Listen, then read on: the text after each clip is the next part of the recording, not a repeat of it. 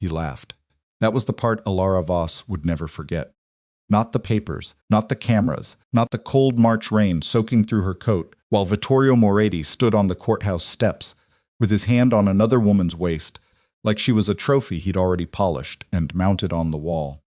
It was the laugh, loud enough that the attorneys heard it, loud enough that the court officers near the door turned to look, loud enough that it bounced off the stone steps and followed Elara down toward the sidewalk like he wanted it to chase her. "You'll come back," he called after her. "Women like you always do." Elara didn't stop walking. She didn't turn around. She just kept moving through the rain, while 37 months of quiet, methodical, unglamorous work moved with her, tucked inside a leather portfolio she carried, like it weighed nothing, even though it contained everything. Then the black armored limousine pulled to the curb. The driver stepped out, dark suit, no expression. He opened the rear door and stood aside without a word. Elara got in. The door closed. The vehicle pulled away from the curb slowly, the way expensive things move when they don't need to prove anything. On the courthouse steps, Vittorio Moretti's laugh stopped. He watched the limousine until it disappeared around the corner. And for the first time in 6 years of marriage, the most feared Mafia boss in Lower Manhattan felt something he hadn't felt in a very long time. He felt like he'd missed something. If this story already has you hooked, and trust me, we are just getting started, hit that subscribe button right now and turn on notifications so you don't miss a single chapter of what happens next. Drop a like and leave a comment telling me what city or country you're watching from. I want to see how far this story travels. Now let's go back to where this really began. The morning of the divorce, Elara woke up at 5:15. She didn't use an alarm. She hadn't needed one in years, not since the anxiety of the early marriage days had rewired her body to come awake before dawn, checking the silence, testing the air for trouble the way an animal learns to read a forest. She lay in the bedroom of her apartment on East 74th for 3 full minutes without moving. The apartment wasn't extravagant. It was a clean, modest 2-bedroom she'd rented 11 months ago when she moved out of the Moretti townhouse in Carroll Heights and told Vittorio through her attorney that she would be staying elsewhere while proceedings continued. He'd assumed she'd gone to a hotel. He hadn't cared enough to find out otherwise. That had been his mistake, one of many, but a significant one. She got up and made coffee the way she always made it, too strong, with the grounds measured by eye, because she'd never trusted the markings on the scoop. She stood at the kitchen counter in bare feet and drank it black while she went through the portfolio one final time. She didn't need to. She had memorized every document in it months ago. But she went through it anyway, because going through it was how she'd survived the last 3 years. Careful, methodical, refusing to assume that careful and methodical were the same thing as certain. Her attorney, Patricia Gaines, had called her the night before. "You understand that tomorrow doesn't fix everything," Patricia had said. Not unkindly, but without softening it either. Patricia Gaines did not soften things. It was why Elara had hired her. The financials are settled. The property structure held. But Vittorio's people are going to be watching you. You've taken something from him, even if it's entirely legal. Men like that don't process legal outcomes the way normal people do. "I know," Elara had said. "Do you have somewhere safe to go after?" "Yes." "Somewhere he doesn't know about?" Elara had paused just long enough to make Patricia nervous, then said, "He doesn't know about most of my life." That's actually the whole problem. She finished the coffee, rinsed the cup, and set it upside down in the drying rack. Then she got dressed. She chose a charcoal gray blazer and dark slacks. No jewelry except a thin gold watch. Her grandmother had given her Isadora Voss's watch. The one with the small scratch on the bezel, from when Isadora had knocked it against a radiator pipe while inspecting one of her first buildings 40 years ago. Elara wore it on days when she needed to remember that the women in her family had survived much harder things than this. She picked up the portfolio. She left the apartment without looking back at it. Vittorio Moretti had woken up that same morning at 9. He lay in the bed at the Carroll Heights townhouse, his bed, his house, the one his father had bought and his mother had decorated, and which he had expanded twice over 20 years into something that was supposed to represent power and permanence, and stared at the ceiling while Serena Bell slept beside him. Serena was 31. She was beautiful in the way certain women are beautiful, when they have learned to make beauty useful, precisely applied, strategically maintained. She had moved in 4 months ago, 3 weeks before Elara officially vacated, at Vittorio's insistence, because Vittorio had decided that the best way to demonstrate that the marriage ending was his choice was to immediately fill the space it left. He lay there, watching the ceiling and thinking about the meeting with his attorneys the previous afternoon. The Voss Meridian Holdings assets are completely outside our reach, his lead attorney, Roland Fitch, had told him. Fitch was 60 years old and had represented the Moretti family for nearly 2 decades. He had a way of delivering bad news that made it sound like a weather report, unfortunate, impersonal, and entirely someone else's problem. The corporate structure predates the marriage. The inheritance documentation is airtight. We challenged the transfer timelines, and the court ruled against us on every point. How is that possible? Vittorio had asked. Because she structured it correctly, Fitch said simply. Before you were married, before you had any legal relationship. She inherited from her grandmother, placed the assets in a properly registered holding company, and maintained complete operational separation from any shared accounts. There's no thread we can pull. Vittorio had sat with that for a moment. She hid it. She protected it, Fitch corrected, because Fitch was careful about language, even when his client didn't like precision. There's a legal distinction. She never misrepresented her assets.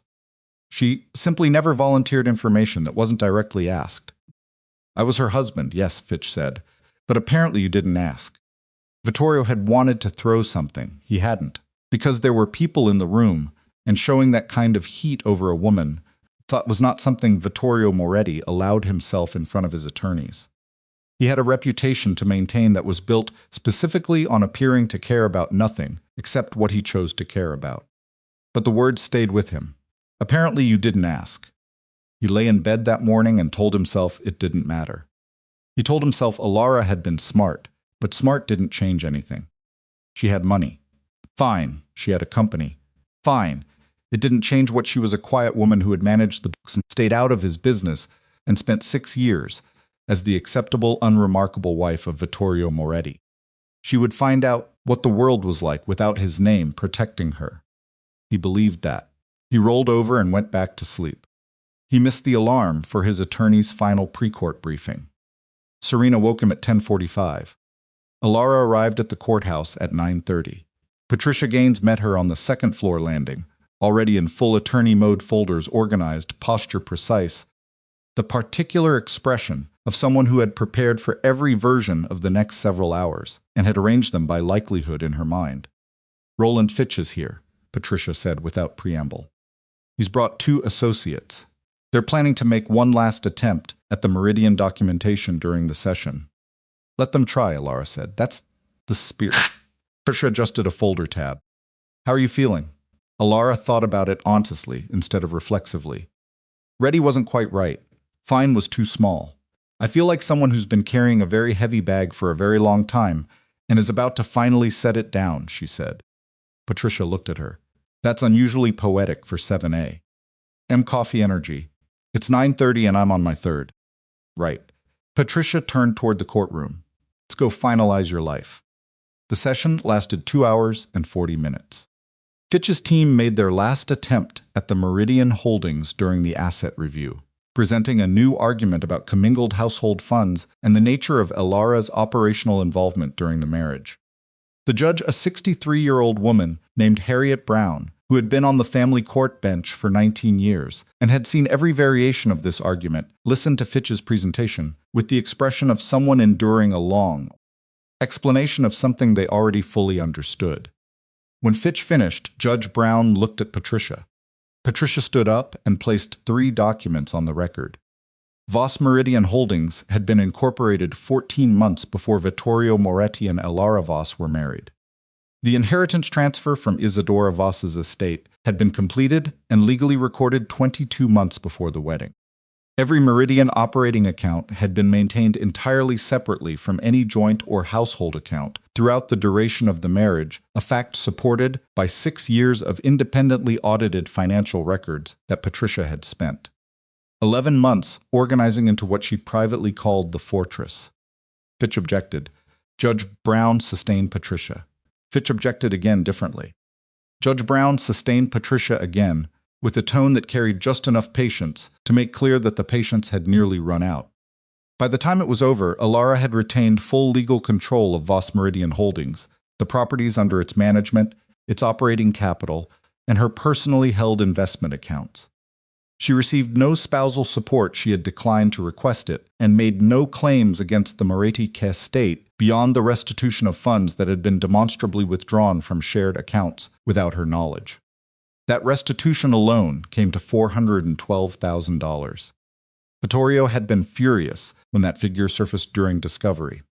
He'd called it fabricated. His own accountant, a man named Cesare, who had worked for the Moretti family for 11 years, had confirmed every transaction under oath.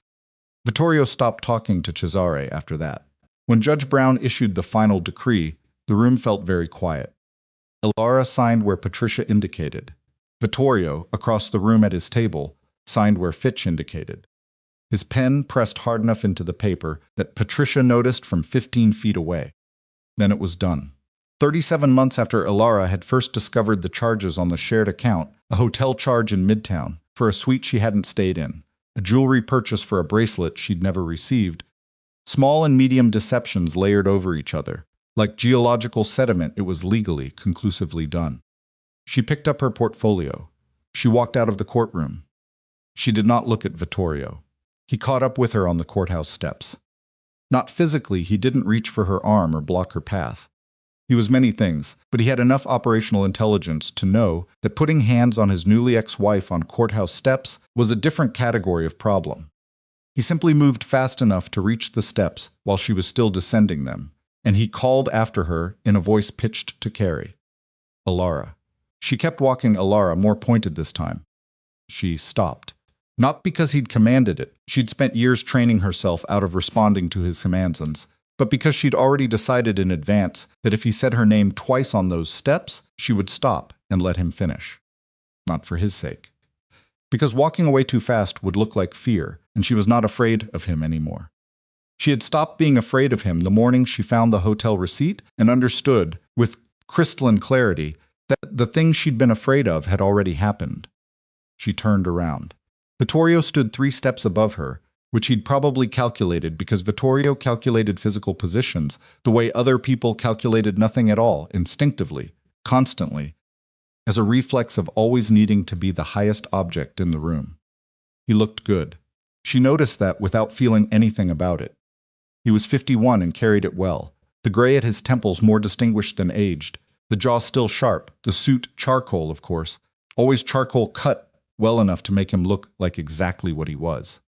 A man who had spent decades ensuring that the outside of him communicated something specific. Serena was 2 steps behind him and to the left. She was wearing a cream coat that must have cost considerable money and had the particular expression of a woman who has decided to appear confident and is working slightly harder at it than confidence actually requires. "You look tired," Vittorio said.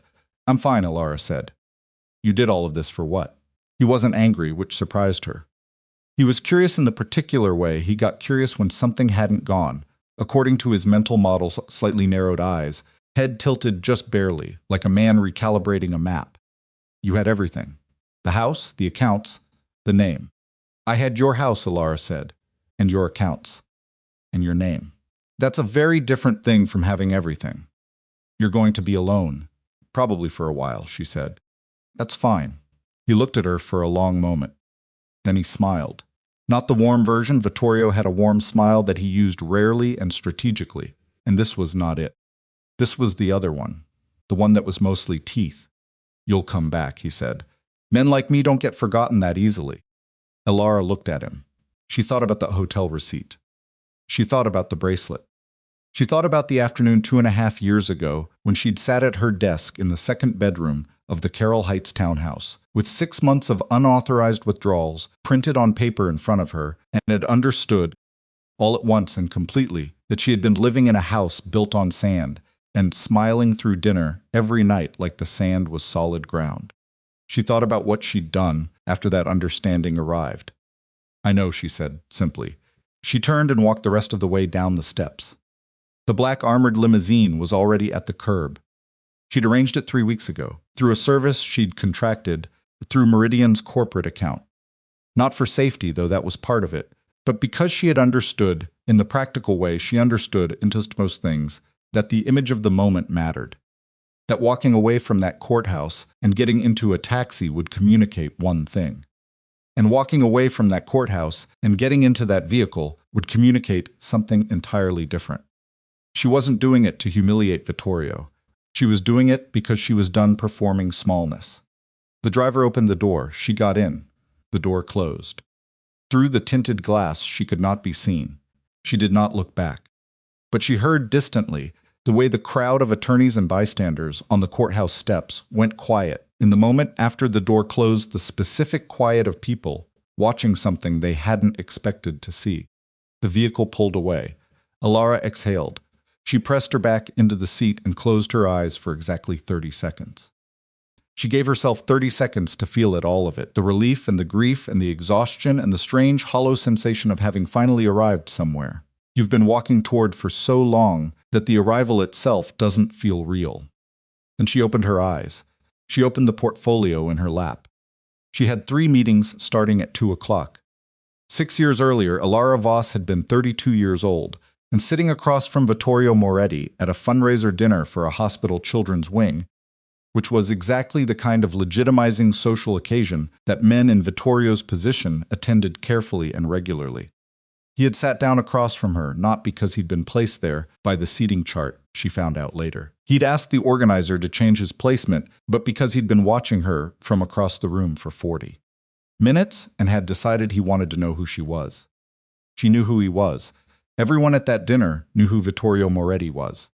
His name appeared in the newspaper in a particular way, always adjacent to words like alleged and associates and sources close to, that made his identity legible, even to people who'd never met him. She had not intended to speak to him. He had asked her about the centerpiece arrangement, some absurd spray of white flowers that neither of them cared about, and she'd answered honestly that she thought it was excessive, and he'd laughed, genuinely, and that had been that. They'd talked for 3 hours. He was smart. That was the thing she'd never tried to erase from memory, because erasing it would have required making herself stupid for having been interested, and she wasn't going to do that. He was genuinely smart, not educated in the formal way, but fast, perceptive, with the particular intelligence of someone who had spent his entire life reading people and situations and had gotten very good at it. He was also that night deliberate. She had understood even then that she was being considered. Not in the way a woman gets considered by a man who is simply attracted to her, that was part of it, but in a more comprehensive way. He was evaluating her. She was interesting because she was quiet and direct, and didn't perform enthusiasm for him the way some women in those rooms performed enthusiasm for powerful men. She was a puzzle he wanted to understand. She had found that interesting too, which was part of her own mistake. What she hadn't understood, sitting there at that dinner in her dark green dress, was that being interesting to Vittorio Moretti was not the same as being known by him. That he would spend 6 years finding her interesting without ever actually asking the questions that would have told him who she was. She had told herself that was fine. She had told herself she preferred a certain amount of privacy. She had told herself that everyone in a marriage keeps some things separate and that keeping Meridian separate was simply practical. She had told herself many things. The truth was simpler and harder. She had been afraid that if he knew the full scale of what she had, he would try to use it. And she hadn't been wrong about that fear. She'd just misjudged how long the fear would be necessary and how much of herself she would spend in the meantime managing it. Isidora Voss had built her property empire between 1971 and 2003, during which time she had purchased 17 buildings in Queens, the Bronx, and Brooklyn, mostly neglected multifamily residential properties that other buyers overlooked because they required substantial renovation and were located in neighborhoods that the larger developers hadn't yet decided were worth their attention. She bought them cheap. She renovated them carefully, not lavishly, the kind of renovation that fixes what matters and doesn't bother with what impresses. New plumbing, new wiring, structural work where the structure needed it. Clean, functional, durable. She rented them at below market rates for the first years, which kept the units occupied and generated the kind of reliable tenancy that allowed her to secure financing for the next acquisition. She was not beloved in the way philanthropists are beloved. She didn't name things after herself or attend galas. She was respected in a quieter way by the contractors who noticed she always paid on time, by the tenants who noticed she fixed things when they broke, and by the handful of people in the property business who watched her build something real over 3 decades, and understood that what they were watching was discipline rather than luck. She had told Elara about the buildings before she told her about the money. Elara had been 12 the first time she accompanied Isadora on a building inspection. She remembered standing in the hallway of a Bronx 6 flat while Isadora walked the units with a contractor, the two of them talking in the precise shorthand of people who have been in the same rooms, having the same conversations for years, and thinking that her grandmother was possibly the most competent person she had ever seen. "Why do you always check the pipes yourself?" Elara had asked afterward in the car. "You have people for that." Isadora had looked at her. "Because when something is mine, I want to understand it. Not just own it, understand it." She'd paused. "Any fool can own something. Understanding is different." Elara had thought about that sentence at various points in her life.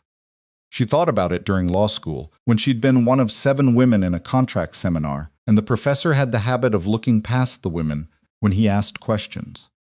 She thought about it when she started managing the Meridian portfolio in her late 20s, when a commercial broker twice her age had spent an entire negotiation talking to the empty chair beside her rather than directly to her, apparently uncertain that she was the actual decision-maker. She thought about it during the marriage, when Vittorio would sometimes ask her what she did all day, in the tones of a man who wasn't particularly curious about the answer, just checking that the answer was something manageable.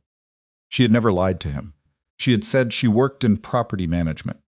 She had said she ran a small holding company. Both of these things were true. She had simply not explained the scale, because he had never asked a follow-up question. Not once, in 6 years. He had assumed she was managing the household portfolio, a handful of rental properties, some investment accounts, the kind of thing a well-organized wife might tend to keep herself occupied. The actual Meridian portfolio at the time of the divorce contained 41 properties across 4 boroughs, a combined assessed value that the court had conservatively estimated at $63 million, and a management infrastructure employing 38 people.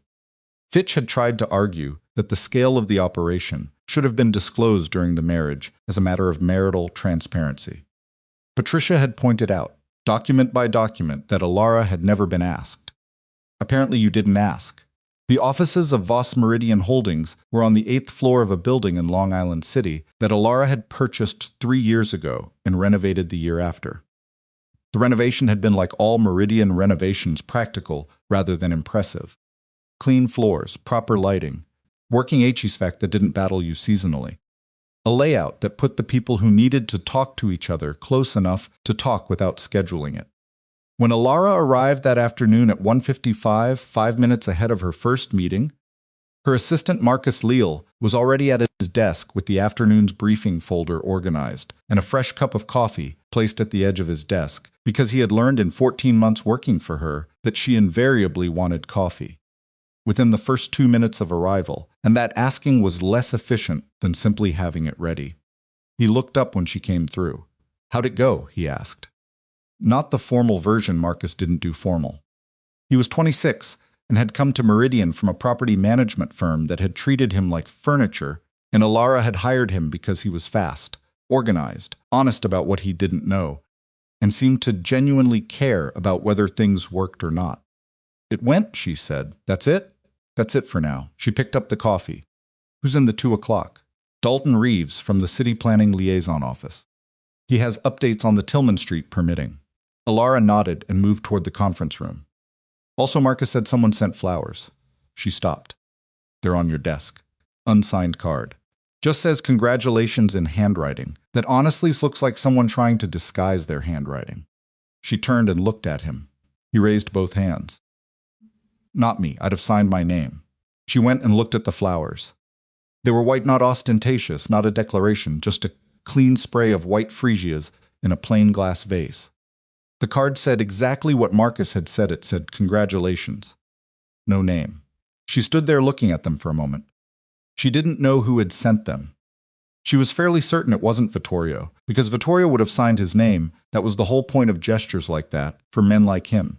And also because Vittorio's taste in flowers ran to red, always red, because he had the color sense of someone who had never questioned the association between red and power. She left the flowers on the desk and went to the meeting. Dalton Reeves was 58 and had worked in city planning liaison roles for 22 years, which meant he was the specific kind of bureaucratic expert who could tell you exactly what was technically possible within a regulatory framework while simultaneously conveying, through a series of very precise hesitations, exactly how impractical actually achieving it would be. He spread the permitting documents across the conference table and explained the current status of the Tillman Street application, in the particular tone of someone who has practiced giving bad news in increments small enough not to cause immediate alarm. The Tillman Street site was 12 acres of neglected industrial land in a transitional neighborhood in southern Brooklyn.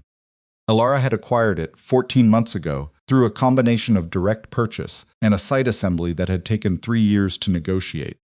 The plan was a mixed-use redevelopment, affordable residential units, small commercial space, a community facility anchored by a neighborhood health clinic. It was the most ambitious project Meridian had undertaken. It was also at the moment stuck.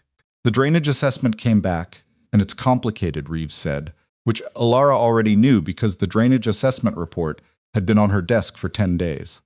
The eastern quadrant has subsurface conditions that weren't fully captured in the preliminary survey. The engineering team says it's manageable, but it requires a redesign of the foundation approach for those buildings. What's the cost revision? Reeves looked at his folder. The engineering firm's current estimate for the foundation mitigation, redesign and drainage mitigation is between $800,000 and $1.2 million beyond the original projection. Elara looked at the number. The timeline impact, Reeves continued carefully, is probably 4 to 6 months on that phase. Possibly more if the foundation redesign requires additional approval cycles. There was a silence in the room. Elara's project manager, a woman named Donna Reardon, who had been with Meridian for 7 years, and who could read the financial implications of any number Elara looked at by watching Elara's face, was sitting very still. The city's affordable housing allocation tied to this project, Elara said. What's the trigger timeline on that funding? Reeves hesitated. Mr. Reeves. The allocation was approved on the basis of a projected completion timeline that assumed that was based on the original engineering assessment, he said. If the project delays push past a certain threshold, which the current revision potentially does, the allocation is subject to reappraisal, meaning it could be reduced or reassigned, potentially. Yes. Elara sat with that for a moment. Then she said, okay. What does the engineering team need to begin the redesign phase? Reeves looked surprised. He'd been bracing for a different kind of conversation. A formal authorization to proceed, and a revised contract amendment covering the additional scope. How long to prepare the amendment? Probably a week. Get it to my office in 3 days, Elara said. I'll have Patricia Gaines's firm review it, and we'll execute within the week. In the meantime, I want a meeting with the engineering lead directly, not a summary, not a liaison. I want to sit across from the engineer and hear the foundation redesign explained to me in terms I can work with. Reeves paused. That's unusual for principals to. I know it's unusual, Elara said. Schedule it anyway. Reeves wrote something down. After he left, Donna Reardon sat back in her chair and exhaled slowly. The cushion's not comfortable anymore, Donna said. She was not being alarmist. Donna wasn't capable of alarmism, which was part of why Elara valued her. Was being precise. No, Elara agreed. It's not. Are we managing it, or are we worried about it? Elara thought about her grandmother standing in that Bronx hallway, checking the pipes herself, because she wanted to understand what was hers. We're managing it, she said. But we're not going to pretend the number isn't what it is. That same evening, Vittorio Moretti sat in the Carroll Heights townhouse and had Roland Fitch on speaker while Serena cooked something in the kitchen that smelled like garlic and white wine and normality. I want to know what she's actually doing, Vittorio said. Fitch's voice from the speaker was cautious. I'm not sure what you mean by the company, Voss Meridian. I want to understand what it actually is. That's public record information, Vittorio. Anyone could pull the corporate filings. Then pull them. I want to know the scope of it, the properties, the portfolio. All of it. There was a pause. This might not be the most productive use of Fitch. The pause ended. I'll have something to you by tomorrow evening, Fitch said. Vittorio ended the call. Serena appeared in the doorway. She was still wearing the cream coat, which struck him as odd, until he realized she'd probably worn it all day, because she was still somewhere inside the version of herself that had stood on those courthouse steps, looking like she belonged there. You okay? She asked. Fine, he said. She looked at him the way people look at someone they've decided not to press. Dinner in 20. Sure. She went back to the kitchen. Vittorio sat alone in the room where he had made 1,000 decisions and hosted 100 dinners and conducted the kind of meetings that were never recorded and never referenced in any document and existed only in the memories of the people who'd been present.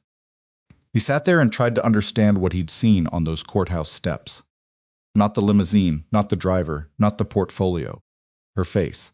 He'd known Elara's face for 7 years the year before the marriage and the 6 years during it.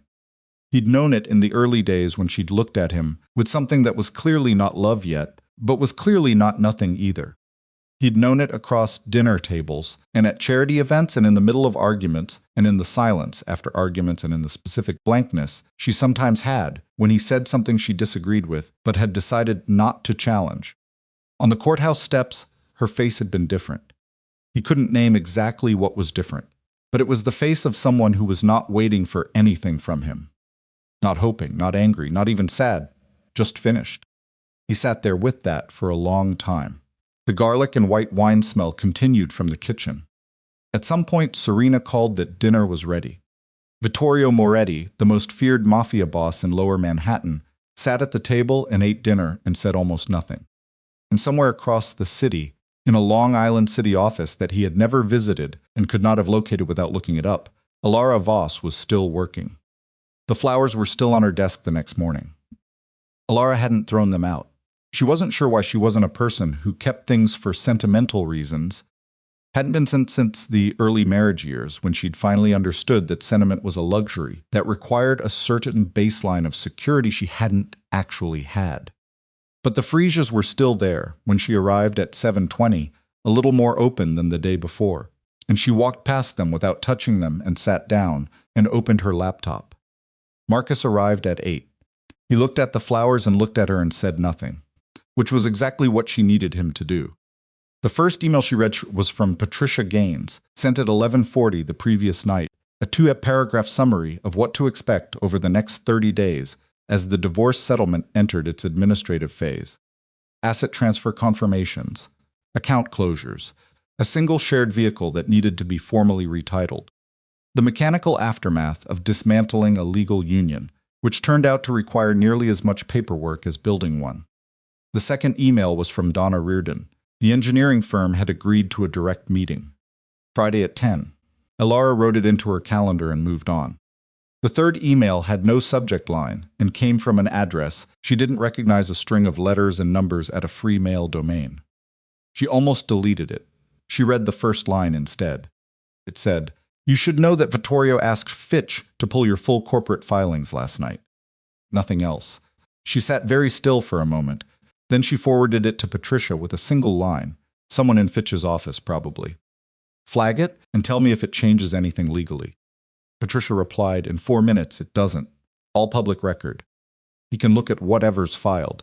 But I'd start documenting any contact from his side from here forward. Log dates, methods, content." Elara printed the email, wrote the date and time in the margin, and put it in a folder she labeled with the year.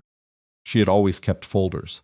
Roland Fitch delivered the Meridian Portfolio summary to Vittorio at 7:15 that evening, in person, because Fitch had decided this was not a phone call conversation.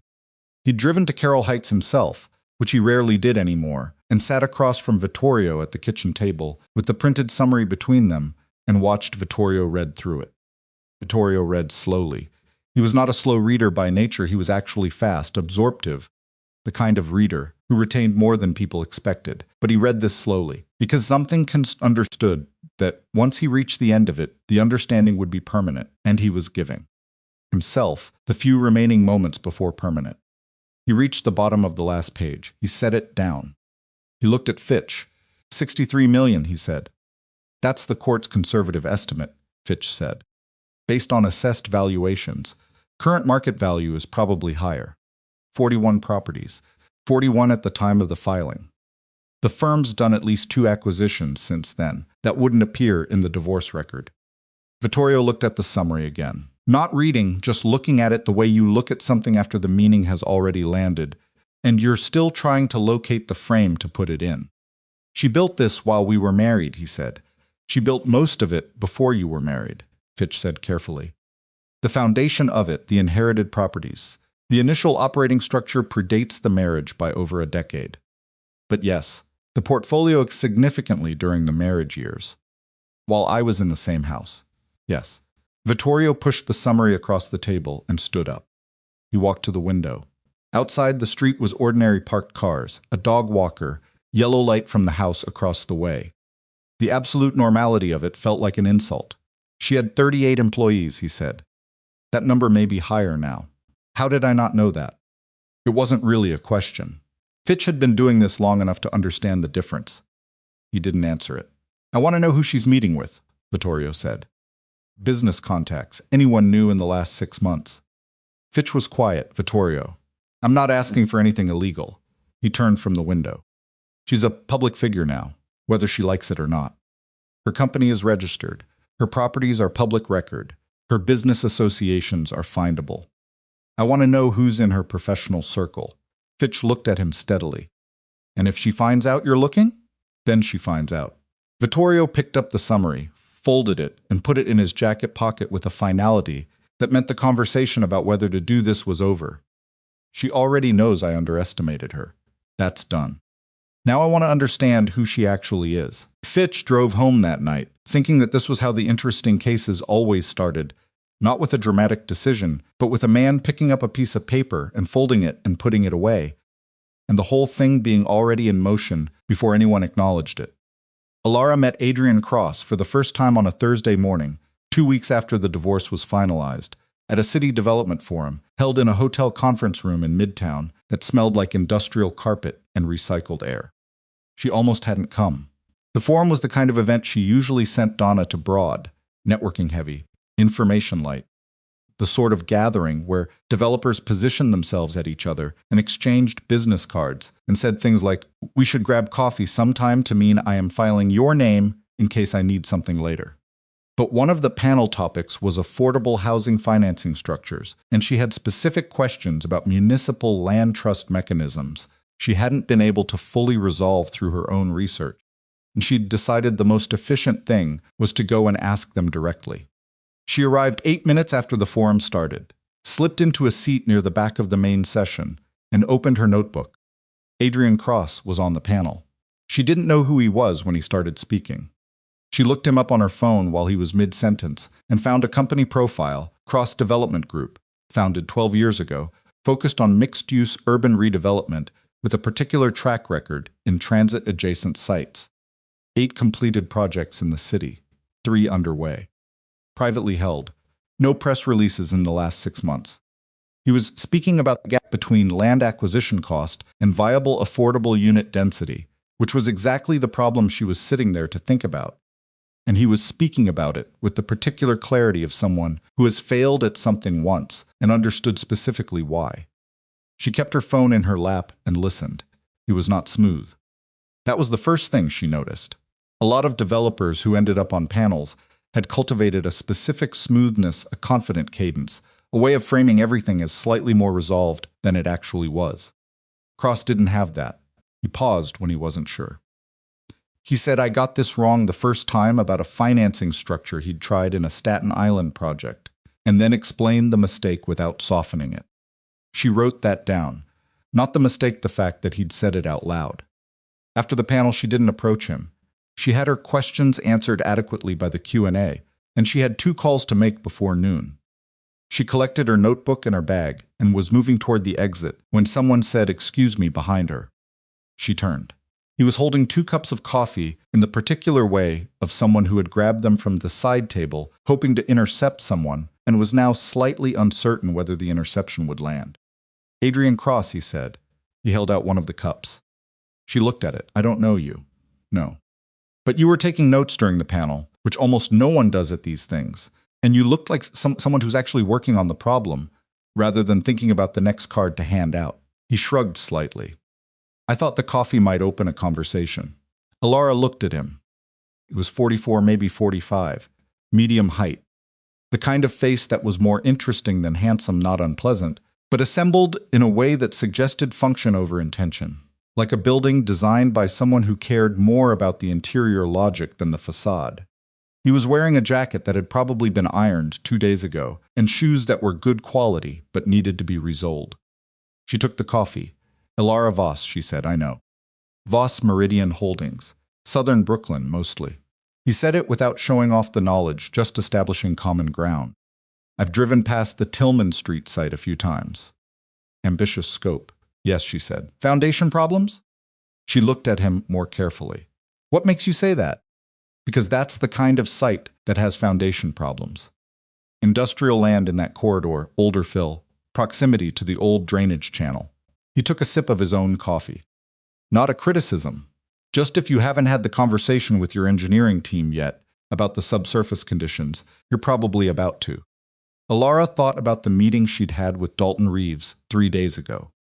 We've had it, she said. Then you know. He nodded. How bad? She studied him for a moment. He wasn't performing. He was asking because he was curious in the way that people who actually do the work are curious specifically about the parts that went wrong. Bad enough, she said. Manageable. If you need a second opinion on the engineering approach, I have a structural team that's done 3 similar remediation projects. I'm not offering, just noting. Noted. He looked at her. Can I ask you something? You can ask. The Tillman project, the affordable units are the core of it, right?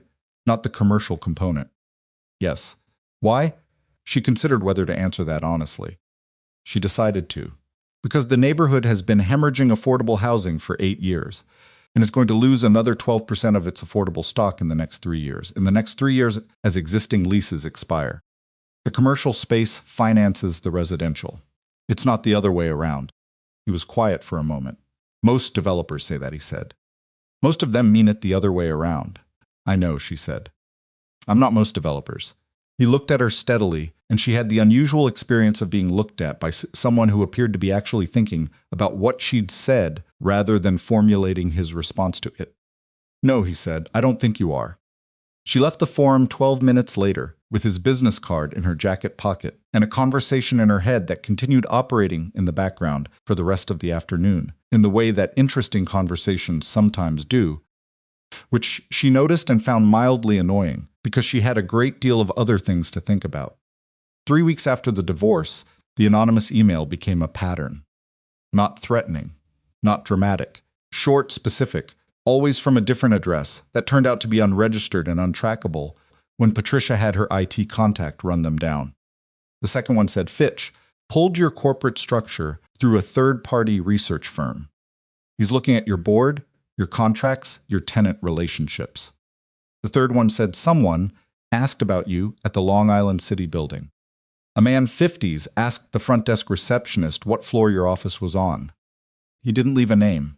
Elara read each one, forwarded each one to Patricia, added each one to the folder. She did not tell anyone else about them. She changed the front desk protocol. Visitors had to be verified against an expected list before any floor information was provided. She told Marcus it was a general security upgrade and didn't explain further because Marcus didn't need to carry the weight of it. But she started paying attention to the street outside her building in a way she hadn't had to for years. Not paranoid, she didn't have the luxury of paranoia. It was too expensive in terms of mental energy. Just attentive. The way her grandmother had been attentive, checking the pipes herself, making sure she understood what was hers. She called Patricia on a Tuesday evening in late April. He's watching me, she said. Not accusatory, just accurate. Probably, Patricia said. It's all public record.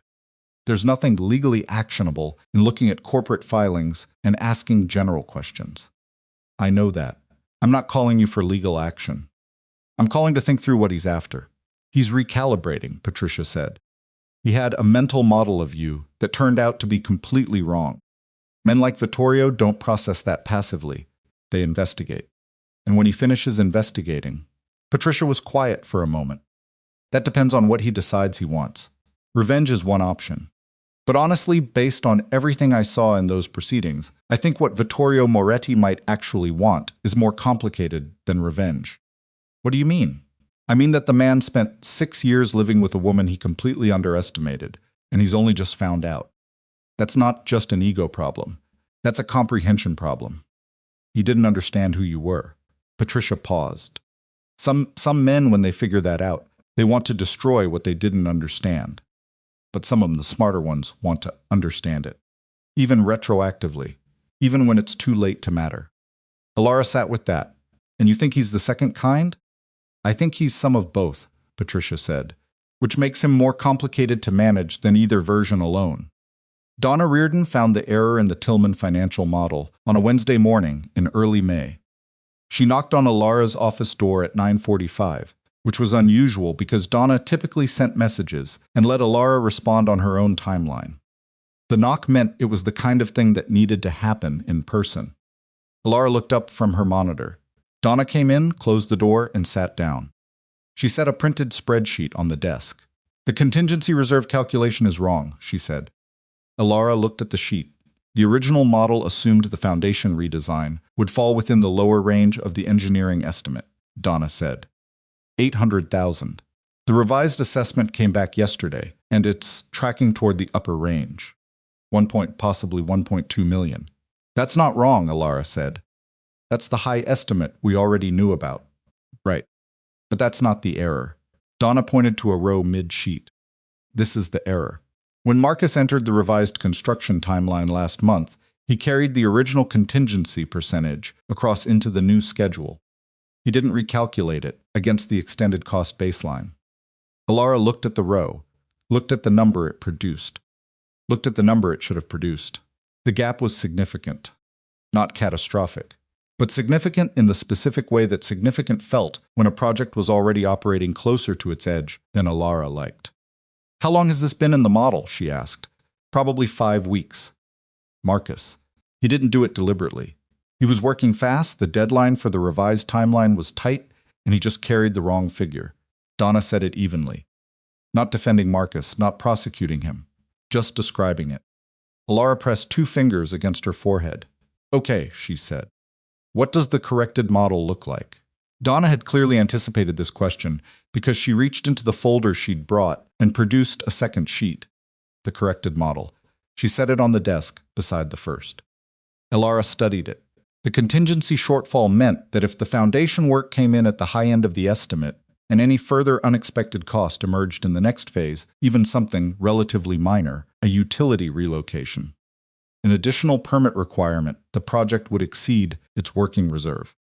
Not by enough to collapse it, but enough to require a decision, either draw on Meridian's central reserves, which Elara had been careful not to deplete beyond a certain threshold, or seek additional financing. "Options," Elara said. "We can draw from the central reserve," Donna said. "It would bring the reserve balance below where you've historically kept it, but the project fundamentals still work." "Next option. We can approach the city about the affordable housing allocation timeline. If they can extend the trigger threshold by 8 weeks, it gives us more runway without impacting the financing commitment." Reeves said that was possible but not guaranteed. "Yes, next. We find a co-investor for the commercial component. Brings in capital, reduces our exposure on the foundation phase, gives us cushion for the rest of the build." Donna paused. "But it means giving up a share of the commercial return." Elara sat back. "Have you talked to Marcus?" she asked. "Not yet. I came to you first." She was quiet for a moment. "Get him in here, please." Donna went to the door and opened it. Marcus was at his desk, and from the way he didn't look up immediately, when the door opened, Elara suspected he already knew something was coming. He'd probably noticed the spreadsheet Donna had been working with all morning. He came in. He was 26 and trying to look like someone who wasn't sure whether he was in trouble, which meant he was exactly sure that he was. "Close the door," Elara said. He closed it. "Sit down." He sat. She showed him the 2 sheets. She explained what Donna had found. She watched his face go through the recognition, the moment when someone sees their own mistake clearly for the first time and understands the full shape of it. "I should have caught it," he said. "Yes," she said simply. Not cruelly. But she didn't soften it either. because softening it would have been a kindness that disrespected his intelligence. You were working fast and you made a calculation error, and it's been in the model for 5 weeks. That's what happened. He nodded. Here's what I need you to understand, she said. This isn't a disaster. The project is still viable. We have options. But I need you to understand why this kind of error is specifically serious, not because of the money, but because of the trust. He looked at her. When someone reads that model, they're trusting that every number in it was built correctly. Donna trusts it. I trust it. If we take it to a potential co-investor, which we may need to do, they trust it. An error in a foundational figure doesn't just affect the calculation it sits in. It propagates. She paused. Do you understand that? Yes, Marcus said. Good. She pushed the corrected sheet across to him. Rebuild the full model from the corrected baseline. I want it on my desk by end of day. Then I want you to do a full audit of the last 3 months of entries. Every figure that was carried from a prior version needs to be verified against its source document. He nodded. And Marcus, she waited until he met her eyes. If you find anything else, I need you to come to me directly. Not after you fixed it before. That's not negotiable. Understood. He took the sheet and left. Donna was still standing near the door. What are you thinking? Donna asked. I'm thinking we probably need to talk to Cross Development, Elara said. Donna looked at her carefully. Adrian Cross. From the forum. He mentioned a structural team that's done remediation work. And he specifically mentioned Tillman. She picked up her pen and turned it in her hand. If we're going to look at a co-investor, I'd rather have the conversation with someone who already understands the problem than someone I'd have to spend 6 weeks educating. Do you trust him? Elara thought about the forum. The coffee. The man who'd said I got this wrong the first time out loud in front of a room full of people. I trust that he's honest about what he doesn't know, she said. That's a starting point, she called him that afternoon. He picked up on the second ring, which she noted because most people in his position screened calls and called back in the time it took to decide how to position themselves. He just answered. Elara Voss, he said. You knew it would be me. I hoped it would be you, he said. There's a difference. She let that land without comment. I have a situation on the Tillman project I want to talk through. Not a crisis. A financial structure question. All right. Not on the phone. I want a real conversation. When? Tomorrow if you're available. There was a brief pause, not hesitation. Just someone actually checking a schedule, rather than performing the checking of one. 2 o'clock, he said. My office or your mind, she said. I want you to see the project documentation. I'll be there. She hung up. She sat for a moment with the phone on the desk and thought about the last time she'd brought someone new into a project conversation. The last time she'd made herself vulnerable to someone's judgment about how she was running something. It hadn't gone well, ultimately, but the situation was different now. She was different now. She had spent 6 years inside a marriage to a man who hadn't been curious about who she was, and she had finally extracted herself from it. And the lesson, if there was a lesson that didn't reduce everything to bitterness, was not to avoid people. It was to pay attention to which specific qualities you were trusting, and why, and whether they were real. Adrian Cross had said, I got this wrong the first time in front of 100 people. That was real. She picked up the corrected spreadsheet and got back to work. Vittorio found out about Adrian Cross on a Thursday evening in mid-May. The information came from a man named Petrov, not his real name, not his only name. The name of a research consultant who had worked peripheral to the Moretti organization for many years, doing the kind of information gathering that existed in the ambiguous space between investigation and surveillance. Petrov was 63, meticulous, and had no moral investment in any of the information he collected beyond the invoice it generated. He came to the Carroll Heights townhouse and sat across from Vittorio in the front study and delivered the summary in the precise, flat tone he always used, as if the words had been stripped of all possible freight before he spoke them. Her name has appeared in several property development circles in connection with a project in South Brooklyn, the Tillman Street redevelopment. The project has had some complications engineering, timeline which appear to have prompted outreach to a co-development partner. Petrov adjusted his folder. The partner is Adrian Cross, who runs Cross Development Group. They've met twice in the last 3 weeks, both meetings at her office. Vittorio was still. Cross Development Group, he said. 12 years in operation, solid track record. 8 completed projects in the 5 boroughs. Petrov turned a page. Cross himself is 44, private, not public. No criminal record. He's known in development circles primarily for transit-adjacent mixed-use projects and for a specific reputation around affordable housing commitments that he apparently actually fulfills, which apparently makes him unusual. Vittorio looked at him. That's his reputation? That he does what he says he'll do? Apparently that is, in fact, unusual enough to constitute a reputation. Vittorio sat back. What's the nature of the relationship? Business? Petrov paused in the particular way. He paused when the answer was more layered than the question had prepared for. Their professional engagement appears genuine and recent. The Tillman Project co-investment conversation is active. Whether there is a personal dimension is observable. Another pause. They've had lunch together twice outside of office meetings. Once at a restaurant in Long Island City, once near the Tillman site. Vittorio's jaw tightened. Just once briefly, before he smoothed it back. How does she seem? He asked. The question surprised Petrov. He'd been doing this work for a long time, and that particular question was unusual. I beg your pardon, in these meetings. How does she seem? Petrov considered. Purposeful, he said finally, focused. She appears to be running the meeting every time. He turned the last page. She doesn't seem like someone going through difficulties. Vittorio took the folder when Petrov offered it. After Petrov left, he sat alone in the study for a long time. He thought about the marriage, not the last year of it, not the divorce, but the middle years.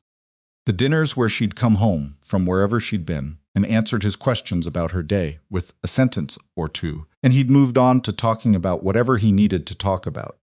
The times he'd had people to the house, and she'd managed everything: the food, the conversation, the careful way she'd kept herself visible enough to be present and invisible enough not to be in the way. He thought that was what she preferred. He had genuinely believed that was what she preferred. He had not asked.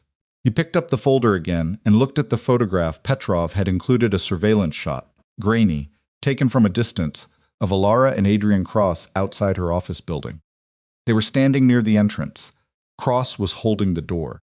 Elara was saying something, and she was looking at him, and Vittorio set the folder face down on the desk. He breathed through his nose. Then he made a phone call. Not to Fitch, not to Petrov. To a man named Danny Carraro, who had worked for the Moretti organization for 18 years, and who specialized in the particular category of problems that required presence rather than paper. I need someone watching the Long Island City office, Vittorio said. Not inside, not contact, just watching. For how long? Carraro asked. Until I tell you to stop, Vittorio said.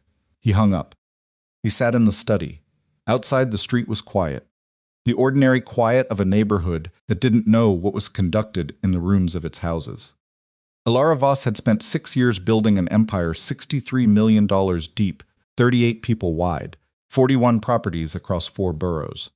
She had done it while he was in the same house. He had believed she was managing household finances. The folder sat face down on his desk.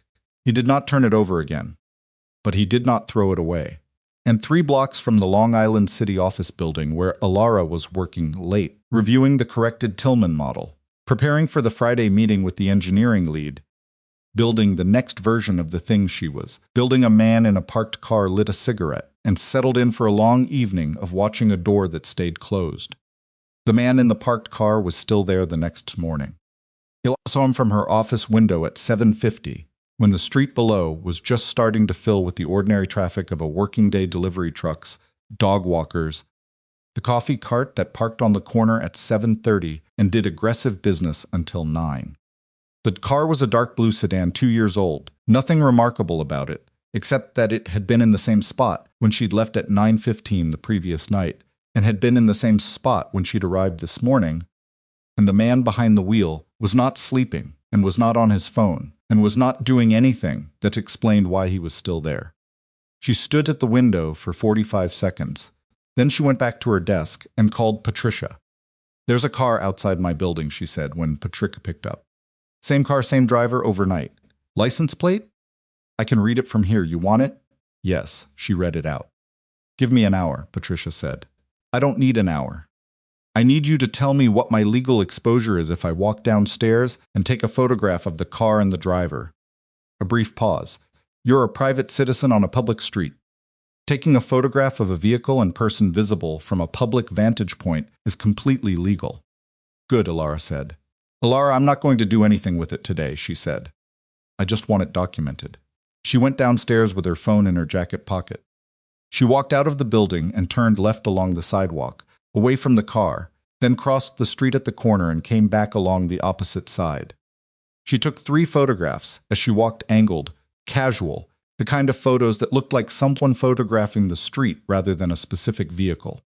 She got the plate, the make, the driver's face in reasonable resolution. She went back upstairs. She emailed the photographs to Patricia and put her phone face down on the desk. Then she opened the corrected Tillman model and kept working. At 9:55, Marcus knocked and put his head in. Adrian Cross is here. Early, she said. 20 minutes. She looked up. Put him in the conference room. Offer him coffee. Tell him I'll be right there. She finished the calculation. She was midway through. She had a policy about not leaving calculations half done, because half-done calculations had a way of becoming errors, and then she collected the Tillman documentation and went to the conference room. Adrian Cross was standing at the window when she came in, not looking at his phone, just looking at the street below with the expression of someone who finds signed city blocks genuinely interesting. He turned when she entered, and there was nothing performed about it. No smoothing of a jacket, no shifting into a posture. He was just a person in a room who turned to face another person. You're early, she said. Traffic was better than expected, he said. I can come back in 20 minutes if you need it. Sit down, they sat. She spread the Tillman documentation across the table, the site plan, the engineering assessment, the original financial model, and the corrected version that Marcus had rebuilt and delivered by 6:15 the previous evening. She didn't present it. She laid it out and let him read. He read for 11 minutes without speaking. She did not fill the silence. She had learned a long time ago that the quality of someone's silence while they read told you a great deal about how they thought, whether they were reading to understand or reading to locate their response. Adrian Cross read to understand. She could tell by the way his eyes moved, not skimming, tracking. Occasionally his hand moved to a specific figure, and he looked at it and then at another figure on a different page, building the model in his head rather than just consuming it sequentially. At the 12-minute mark, he looked up. The contingency gap, he said. You found it. It's not hidden. Who caught it? My operations manager. He nodded. How long was it in the model? 5 weeks. He absorbed that. You caught it before you took it to anyone external. Yes. He sat back. Okay. So you're here because the corrected numbers changed the financial structure enough that you're weighing options, and one of the options is a co-investment on the commercial component. Yes. What's driving the preference for co-investment over drawing from your central reserve? She had considered how to answer this question since the previous afternoon.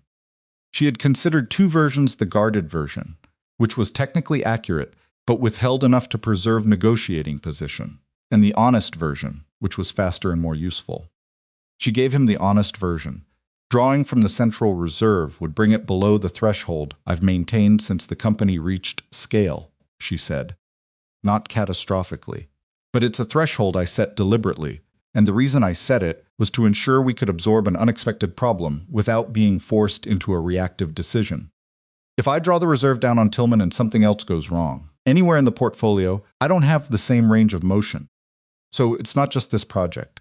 It's system-level risk management. Yes, he was quiet for a moment. The commercial return on Tillman is probably 12 to 15% over a 7-year horizon, based on these numbers, he said. If you bring in a co-investor for the commercial component, you're giving up, what, 45% of that return? Depending on the structure, yes. What percentage of the residential component does the commercial return finance? Currently, about 38% of operating costs in years 1 through 3. He looked at the site plan. What's the unit count on the affordable residential? 94 units at full build-out. 62 of those at or below 60% AMI. He was still looking at the site plan. That's a real number, he said quietly. Not to her, to himself. Just noting it. It's what the site can carry, she said. He looked at her. What do you need from a co-investor? Not the money, the relationship. What does it need to look like? It was the right question. She felt the rightness of it the same way you feel the rightness of a well-placed structural beam, not aesthetically, just functionally. Someone who understands that the residential component is not the loss leader, she said. Someone who doesn't spend the next 3 years trying to rebalance the unit mix to improve the commercial return. Someone who reads the same project documents I'm reading and arrives at the same understanding of what the project is for. He was quiet. That's a very short list of people, he said. I know, she said. That's why I called you. They spent 2 hours and 40 minutes working through the documentation. He asked questions she hadn't been asked before, specific, structural, the kind that came from someone who had made enough mistakes on similar projects to know exactly where the assumptions were buried. He asked about the utility relocation cost assumptions. He asked about the phasing plan for the commercial build-out relative to the residential certificate of occupancy.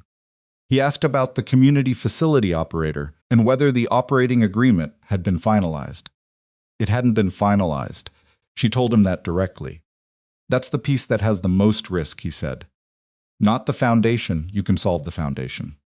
But if the community facility operator walks or renegotiates terms after you've built to their specifications, you've got a purpose-built space with no anchor tenant and you're paying carrying costs on it while you find a replacement.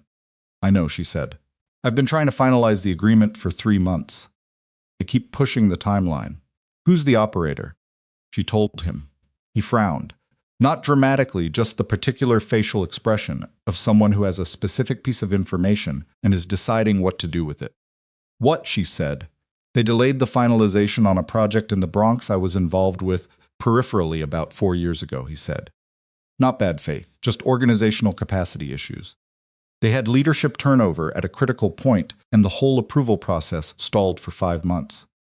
5 months. Yes, Elara sat with that. Can you get me a contact name there, she said. Someone above the project manager level. If there's a relationship I can activate, I'd rather do it now than in 5 months. I'll send it to you today. He pulled the site plan toward him again. The foundation redesigned your structural team. How long have you worked with them? 3 years on active projects. 7 years total. Do you trust their estimate? I trust that they're not padding it. I'm less certain they've fully accounted for the drainage remediation interaction with the foundation work. The 2 timelines overlap in a way that could create compounding costs. He nodded slowly. I have a structural engineer who specialized in this specific intersection drainage mitigation concurrent with foundation work.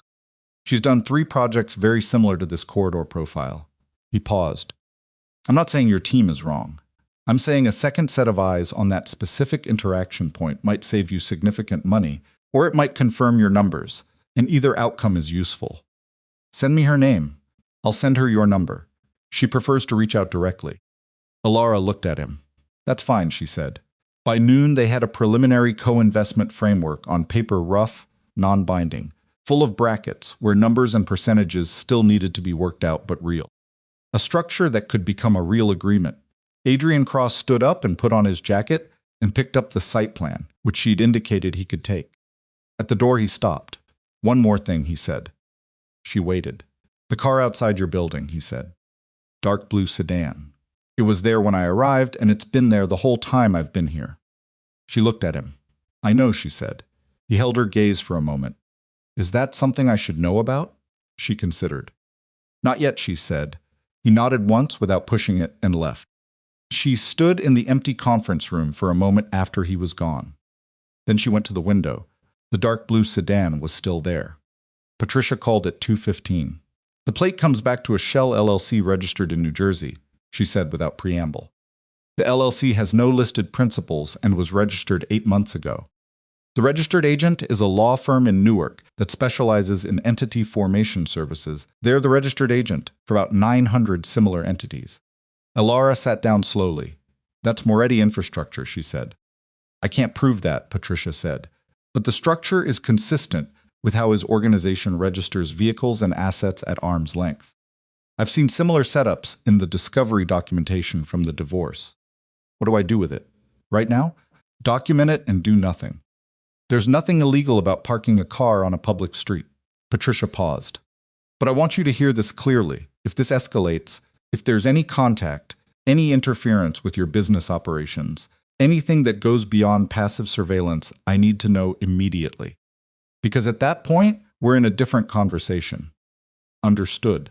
Also, Patricia said, I made a call this morning. An old colleague, she's in federal organized crime prosecution now. I didn't tell her anything specific. I just described a hypothetical scenario, a woman who believes she's being surveilled by a former spouse connected to organized crime, and asked what the general options were. Elara was very still, and she said the hypothetical woman should start keeping very thorough records.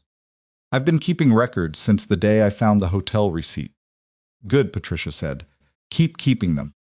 The call came at 7:40 the following Tuesday morning. Elara was in her kitchen. She was standing at the counter with her coffee, not reading, not on her phone, just standing in the rare, brief stillness of early morning before the day started, which she'd learned to protect the way she protected the Central Reserve. The number was Donna Reardon's. There's something wrong, Donna said. Elara set down the cup. Tell me. I got a call this morning from the community facility operator, their executive director. Donna's voice was controlled in the particular way that voices become controlled when the information they're carrying is not controlled at all. They're withdrawing from the Tillman project. The kitchen was very quiet. Withdrawing, Elara said. Completely. The executive director said they've decided to redirect their expansion capacity toward a different borough. He was very apologetic. He said the decision was made at the board level last week. Last week. Elara repeated the words not to confirm them, but because she needed to hear them again. They told me 3 weeks ago they were still committed. I have an email, I know. I'm looking at it right now. What changed? He said it was a board-level strategic decision. He didn't give a specific reason beyond that. Elara put her free hand flat on the counter. The community facility operator was not incidental to the Tillman project. The community facility was the anchor of the entire south section of the build, a purpose-built space designed to their specific operational requirements, 16,000 square feet, built into the project's structural plan, tied to the affordable housing allocation approval. The city funding allocation had been made partly on the basis of the facility's inclusion. Without the operator, the facility was a shell. Without the facility, the city funding allocation was subject to reappraisal. Without the city funding allocation, the financial structure of the entire project collapsed. Who did you talk to at the city? Elara said. I called Dalton Reeves's office. He's not in until 9. His assistant said she'd have him call you directly. Call Patricia Gaines before 9. Tell her what happened. And tell her I need to know what the legal position is on the city allocation if the facility component drops out. Already on my list, Donna said. After she hung up, Elara stood in her kitchen for 37 seconds. She counted them. Not deliberately, it was something she did when she needed to let the initial force of a thing pass through her before she could think clearly about it. Her grandmother had done the same thing. She'd asked about it once, and Isadora had said, the first 30 seconds of bad news are just noise. After that, you can hear the actual problem. At 38 seconds, she picked up her phone and called Adrian Cross. He answered on the second ring. She could hear the ambient sound of a city morning. Behind him, he was outside, or near an open window. The community facility operator pulled out of Tillman, she said. A short silence. When did you find out, he said. 4 minutes ago. Is it reversible? I don't know yet. Do you still have that contact at the leadership level? I'll call them in the next hour. Don't tell them what happened. Just tell them you're checking in on the relationship and gauge the temperature. I need to understand whether this is genuinely a strategic redirect or whether something else is going on. Another brief silence. Not hesitation processing. You think someone talked to them, he said. She didn't answer immediately. I think I want to understand what actually happened before I decide what I think, she said. I'll call you back within 2 hours, he said. She ended the call. She poured out the rest of the coffee because it was cold and made a fresh cup and stood at the counter again and thought about the dark blue sedan. She thought about the anonymous emails. She thought about Fitch pulling the Meridian corporate filings and Petrov, whoever Petrov was, watching her meetings and noting the names of everyone she met with. She thought about the specific sequence, within 72 hours of Vittorio receiving information about Adrian Cross and the Tillman co-investment conversation. The community facility operator had convened a board-level meeting and reversed a commitment. She did not have proof. She had a timeline. Dalton Reeves called at 9:12. "I've already heard," he said, which meant word had reached the planning liaison office faster than it should have through normal channels, which told her that the operator had notified the city at the same time or before they'd notified her. "I want you to know that the housing allocation is not automatically affected. There's a process." "What's the process?" she said. The allocation was tied to the project's community benefit component, of which the facility was a major element. Without the operator, we'd need to demonstrate an equivalent community benefit to maintain the full allocation. The project team would have 30 days to propose an alternative. 30 days. Yes, and if the alternative isn't accepted? A pause. Reeves had the particular pause of a bureaucrat delivering information that is technically neutral but effectively destructive. The allocation would be subject to recalculation based on the revised community benefit profile, which means it could be reduced. Potentially significantly, yes. Elara was at her desk by now. She had the corrected Tillman model open in front of her. She found the line that represented the city allocation. She found the number that the project would need to absorb if that allocation was cut by 40%. She set her pen down. "I'll have an alternative proposal to your office within 2 weeks," she said. "Ms. Voss, 30 days is the standard. I'll have it in 2 weeks," she said. "Thank you, Dalton." She hung up. Marcus appeared in the doorway. He had clearly been listening to the rhythm of the morning, the early calls, the closed doors, the speed at which things were moving, and he had the expression of someone standing at the edge of something they aren't sure how to help with. "What do you need?" he said. "I need the list of every community benefit eligible nonprofit organization currently active in South Brooklyn. I need their mission profiles, their operational footprint, and whether any of them have capacity for a new facility in the next 18 months. She looked at him. "Give me everything you can find by end of day today." He nodded and left. She sat alone in her office. The Tillman model was open on the screen in front of her. She had looked at it so many times in the past 3 weeks that she could see it, with her eyes closed, every row, every figure, every place where one number connected to another and the whole structure held together, or didn't. She looked at it now and she did not see the corrected version. She saw the version with the city allocation intact. The version where the community facility had assigned operator. The version where 94 families had a clear path to housing and 62 of them were going to pay rent they could actually afford. She had been building Meridian for 12 years. She had acquired and developed and managed her way to a $63 million portfolio. She had survived the discovery of a husband's betrayal and extracted herself from it cleanly and legally, which was its own kind of feat, and she had done all of it without violence, without coercion, without using anyone as leverage. And now someone was using her life's work as leverage against her. She picked up her phone and called Patricia. "I need you to listen to me carefully," she said when Patricia answered. "And I need you to not tell me what's legally provable yet. I need you to just listen." "Okay," Patricia said. Elara told her the timeline, the Petrov surveillance, the anonymous emails, the Shell LLC vehicle, the co-investment conversation with Adrian Cross. And now within days of Vittorio, receiving information about Cross and the Tillman project the community facility operator's sudden board-level reversal. She told it straight, no editorializing. The way she'd learned to present facts in courtrooms and boardrooms and every room where the difference between what you felt and what you could demonstrate was the only difference that mattered. When she finished, there was a long silence on Patricia's end. "That timeline is specific enough to be meaningful," Patricia said carefully. "I know, I still don't have proof. I know that too." Elara, Patricia stopped. Started again. If Vittorio interfered with a business arrangement, if he applied pressure to that organization to reverse their commitment, that's not a divorce matter. That's potentially a criminal matter. I know what it is. Which means the response to it is not something I can fully manage for you. My jurisdiction is civil. If this goes where I think it might go, I need to talk to your colleague, Elara said. "The one in federal prosecution." Silence. "That's not a small step," Patricia said. "No," Elara said. "It's not." Another silence. "Are you sure?" Patricia said. Elara looked at the Tillman model on her screen. She looked at the line that represented 94 families. She looked at the line that represented the city allocation. She looked at the number that represented everything she had put into the project and everything it still needed to survive. Then she looked at the photograph on the corner of her desk, the one she'd kept since Isadora died, the only personal item on an otherwise entirely functional desk. Isadora at 60, standing in front of the first building she'd ever bought, squinting slightly into the sun, looking like a person who had understood something the rest of the world hadn't caught up to yet. "I've been keeping records for 3 years," Elara said quietly.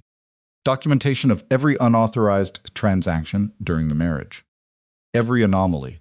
Every conversation I wrote down the same night it happened, because I knew that someday I might need to explain exactly what occurred and exactly when." She paused. "I never knew specifically what I was going to do with it. I just knew that a woman in my position, married to a man in his position, needed to understand the nature of what surrounded her." Patricia was very quiet. "How much documentation?" she said. "Enough," Elara said. "I think it might be enough." The silence stretched. Then Patricia said the name of her colleague at the federal prosecutor's office. She said it slowly, clearly, like she was handing something heavy and breakable across a significant distance and wanted to make sure it arrived intact. Elara wrote it down. She said thank you. She hung up. She sat in her office for a long moment, looking at the Tillman model and Isadora's photograph and the morning light coming through the window at an angle that made everything look more permanent than it was. She had not wanted this. She had wanted to build things. She had wanted to manage properties and develop sites and house families and buildings that worked and hold the line on affordability in neighborhoods that were trying to push it out. She had wanted to run a clean company and pay her people properly and put her grandmother's inheritance to work in the world, the way Isadora had always intended it to be worked.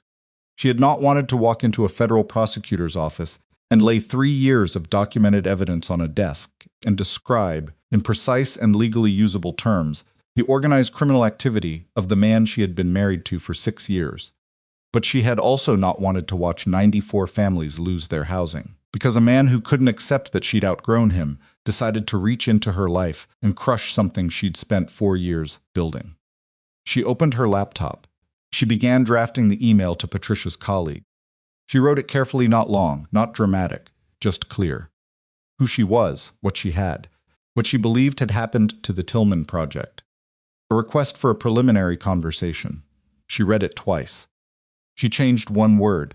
She pressed send. Outside, on the street below, the dark blue sedan was still parked in its usual spot. The driver doing what he'd been paid to do, watching a door, watching a building, watching the quiet surface of something he had no idea was about to break open from underneath. The email went out at 10:47 in the morning. By 2 o'clock that same afternoon, Patricia's colleague had responded. Her name was Sandra Okafor, and she had been with the Federal Organized Crime Unit for 11 years, which meant she had spent 11 years in rooms where people described, in careful and legally precise language, things that had been done to them by people who believed they were untouchable. She had a reputation, Patricia had said, for being very good at distinguishing between people who had a case and people who had a grievance. The distinction mattered. Grievances were common. Cases were rarer. Her response was 4 sentences. She said she had read Elara's email. She said the information was potentially relevant to matters already under active review by her office, which she could not discuss in detail. She said she would like to meet, at Elara's convenience, in the next 72 hours. She said to contact her assistant directly to schedule and to not mention the meeting to anyone beyond legal counsel. Elara read it 3 times, potentially relevant to matters already under active review. She sat with that phrase for a long time. She called Patricia. She responded, Elara said. I know, she called me. Patricia's voice had a particular qualities, not excitement, but the controlled alertness of someone who has seen a situation change dimension. She asked me to confirm your documentation was contemporaneous, that you created the records at the time of the events, not retrospectively. It's all dated. The physical records are handwritten, dated the night of each incident. The digital records have creation timestamps. That's what I told her. A pause. Elara. When she says matters already under active review, that means Vittorio's organization is already on someone's radar at the federal level. You're not opening a new case. You might be adding to an existing one. The apartment was very quiet. How long do you think they've been watching him? Elara said. I don't know. Could be months, could be years. Federal organized crime cases are slow by design. Patricia paused again. What I know is that if your documentation is what you say it is, and if what happened to the Tillman operator is what we both think it is, then you have something they want. Elara looked at Isidora's photograph on the corner of her desk. Schedule the meeting, she said. She met Sandra Okafor on a Thursday morning, 9 days after sending the email, in a federal building in Lower Manhattan that smelled like recycled air and institutional carpet, and the particular stillness of spaces where consequential things happen without announcement. Okafor was 52, medium height, natural hair cut close, the kind of no-maintenance choice that suggested someone who spent their cognitive energy on other things. She wore a dark blazer and no jewelry except small gold studs, and she shook Elara's hand with the firm, brief grip of someone for whom handshakes are transactional rather than social. Patricia was there, no one else. They sat at a conference table with Elara's documentation, between them 3 years of records, organized into a system that Patricia had described to Elara the night before as the most methodical private documentation I have ever seen outside of an actual legal proceeding. Okafor spent 40 minutes reading. She didn't ask questions while she read.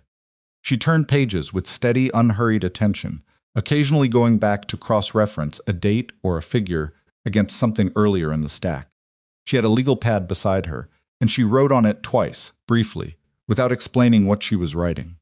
When she finished, she set the last page down and looked at Elara directly. "Walk me through the hotel receipt," she said. "The first one. Date, how you found it, what you did with it." Elara walked her through it.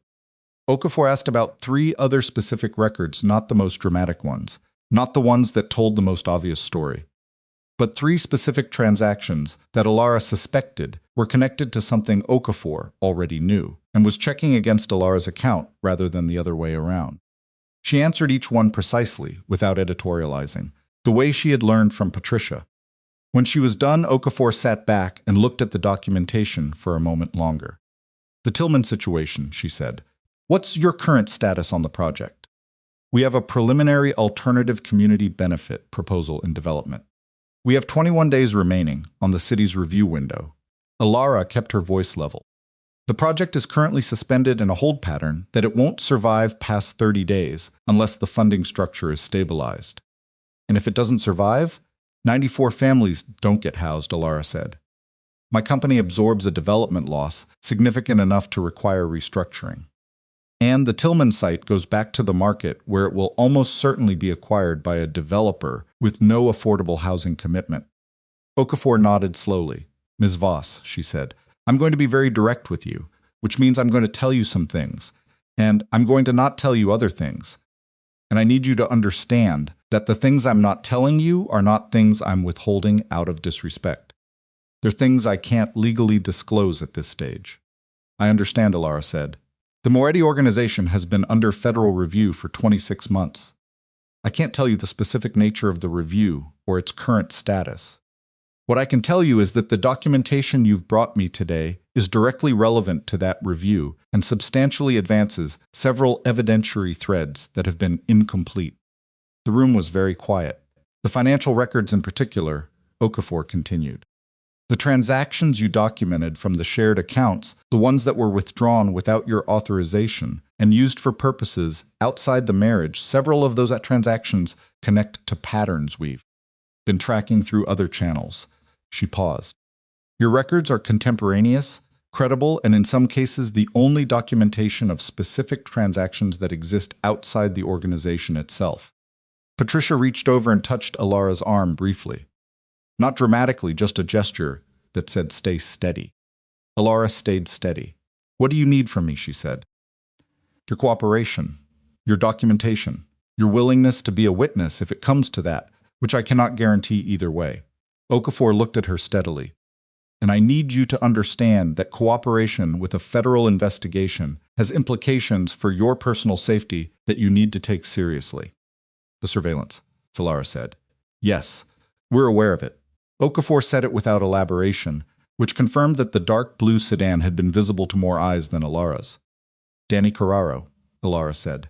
Okafor looked at her with an expression that was carefully neutral. "Where did you get that name?" "I have good sources," Elara said. which was true. The third anonymous email, the one that had arrived 6 days after the sedan appeared, had contained simply a name and a registration description. She still didn't know who was sending those emails. She suspected she knew, but she hadn't been able to confirm it and wasn't going to speculate to a federal prosecutor. Okafor studied her for a moment. "You've been careful," she said. "Not a compliment exactly. An assessment," Elara said. "Continue being careful." Okafor gathered the documentation back into the portfolio with practiced efficiency. "We'll need certified copies of all of this. Patricia can coordinate with my office on the transfer protocol." She stood. "There's one more thing." Elara waited. "The community facility operator," Okafor said. "Their executive director received a visit from a third party 12 days ago. A man identifying himself as a community relations consultant, presenting himself as connected to a legitimate development consulting firm. The visit was framed as an advisory meeting guarding the organization's long-term strategic positioning." Elara's jaw tightened. "The consulting firm," she said. "Doesn't exist in any registered form we can find," Okafor said. "The executive director has agreed to provide a full account of the meeting. He's cooperative, he didn't know what he was dealing with, and he's genuinely distressed about the effect on the Tillman project." "Can he reverse the withdrawal?" Okafor paused. "That's outside my jurisdiction.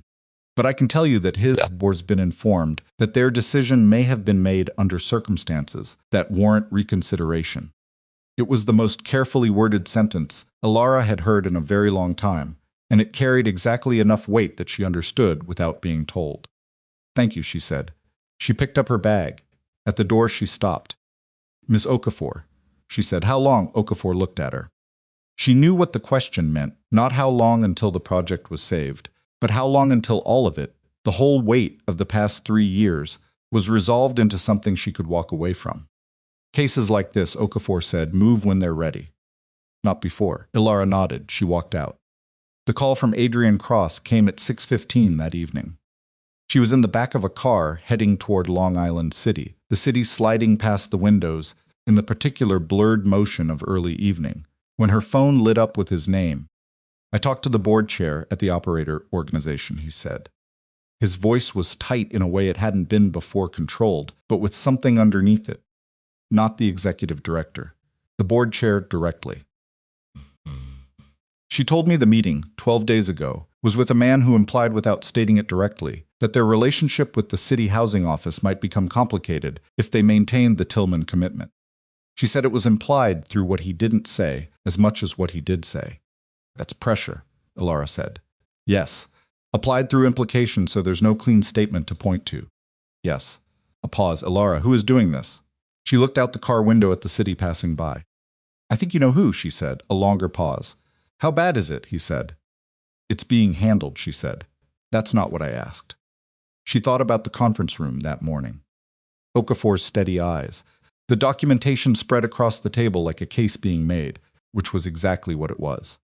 "It's serious," she said, "and it's being handled. Those two things can both be true." He was quiet for a moment. "Is there anything I can do?" "Keep moving on the co-investment framework," she said. "If the operator reinstates, I need the financial structure ready to execute within days, not weeks." "Can you do that?" "Yes, then do that." She hung up. The car crossed the bridge. Below, the East River was gray and moving, the kind of water that looked permanent, even though it was always going somewhere. Vittorio found out about the federal meeting on a Friday. He was at the Carroll Heights townhouse, mid-morning, when Roland Fitch arrived unannounced. Fitch had called ahead 20 minutes ahead, which was the least lead time he'd ever given, and his voice on the phone had the particular quality of a man who is delivering news that cannot wait even for the courtesy of scheduling. He arrived and sat across from Vittorio in the front study and did not accept coffee. "I have information," Fitch said, "that is professionally problematic for me to have, and I'm going to share it with you once, and after that I have no further knowledge of it." Vittorio looked at him. "Say it." "Your ex-wife met with a federal prosecutor 9 days ago. I don't know the full substance of the meeting. I know it lasted approximately 90 minutes and involved documentation." The study was very still. "Which office?" Vittorio said. "Organized crime unit." Vittorio did not move for a long time. "How do you know this?" he said. "I don't," Fitch said. "We've established that." He stood up. He straightened his jacket in the particular way of a man returning himself to a state of professional composure. Vittorio, I have represented your family for nearly 20 years. I am telling you, as clearly as I am able to tell you anything, that the next decision you make is the most important one you have made in a very long time. He left. Vittorio sat alone in the study. He sat there for a long time. He thought about the 6 years of the marriage, and the Meridian portfolio, and the hotel receipt, and the courthouse steps, and the limousine driving away in the rain.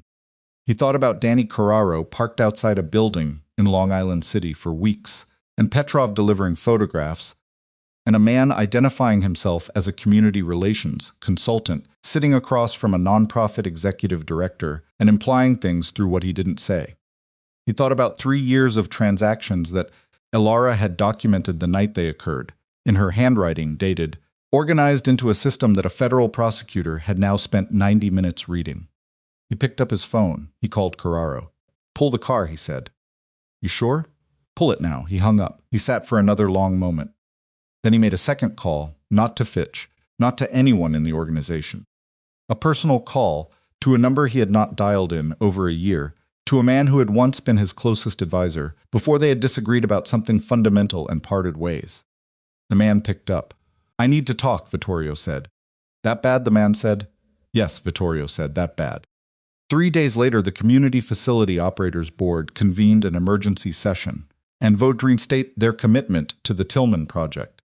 The executive director called Elara directly, at 8 in the morning, his voice carrying the particular quality of a man who has been through something he doesn't fully understand but is relieved to be past.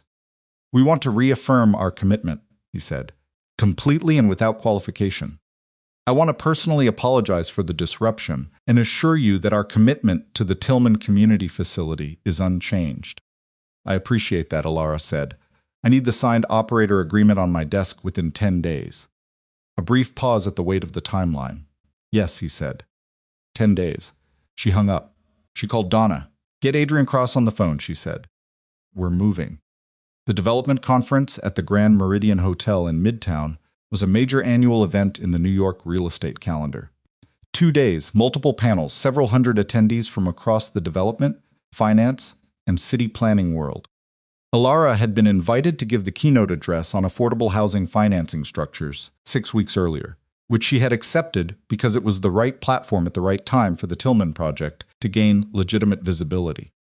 She arrived on the evening of the first day for the cocktail reception that preceded the following morning's keynote.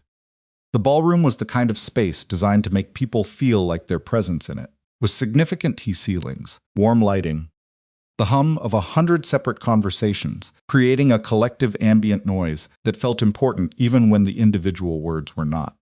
She moved through the room with Donna beside her, working the space efficiently, the right conversations, the right duration, the careful management of attention that large professional events required if you wanted to get something out of them beyond exhaustion. She was talking to the director of a city housing nonprofit when she saw him. He was near the far side of the room, standing beside an event logistics table with a radio earpiece in, wearing a dark jacket with a small emblem on the breast pocket that indicated security staff. He was talking to another security person, gesturing toward the main entrance, doing the ordinary work of event management. He looked smaller. Not physically, Vittorio Moretti was the same height and build he'd always been. But there was something about the way he occupied the room that was different from every room she'd ever seen him in before. He was not the center of it. He was the edge of it. He was managing the logistics of an event that was entirely indifferent to who he was. She excused herself from the housing director. She crossed the room. He saw her coming when she was still 15 feet away. She watched his face go through something, not one emotion, but several, rapid and incomplete, like a man trying to locate solid ground and finding each option slightly off balance. She stopped in front of him. Up close, she could see what the room's warm light had softened the lines in his face that hadn't been there 6 years ago.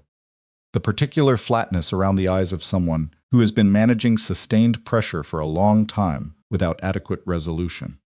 He looked at her. She looked at him. Neither of them spoke for a long moment, and in that moment, the entire 6 years of the marriage was somehow present the dinner at the fundraiser. The first year that had been almost good, The slow creep of understanding, the hotel receipt, the 37 months of proceedings, the courthouse steps, the limousine. "You're doing the keynote tomorrow," he said. His voice was level. Not cold, not warm, level. "Yes," she said. He nodded once. He looked at her portfolio. She'd brought it out of habit, the same leather one from the courthouse steps, thick with tomorrow's presentation materials. "Still carrying that," he said. "It's useful," she said. Another silence. "I pulled the car," he said, "not as an apology exactly. As an acknowledgement, here is a thing I did, and here is a thing I stopped doing, and I am telling you both." She looked at him. "I know," she said. He absorbed that without flinching, which surprised her. Maybe nothing surprised him anymore.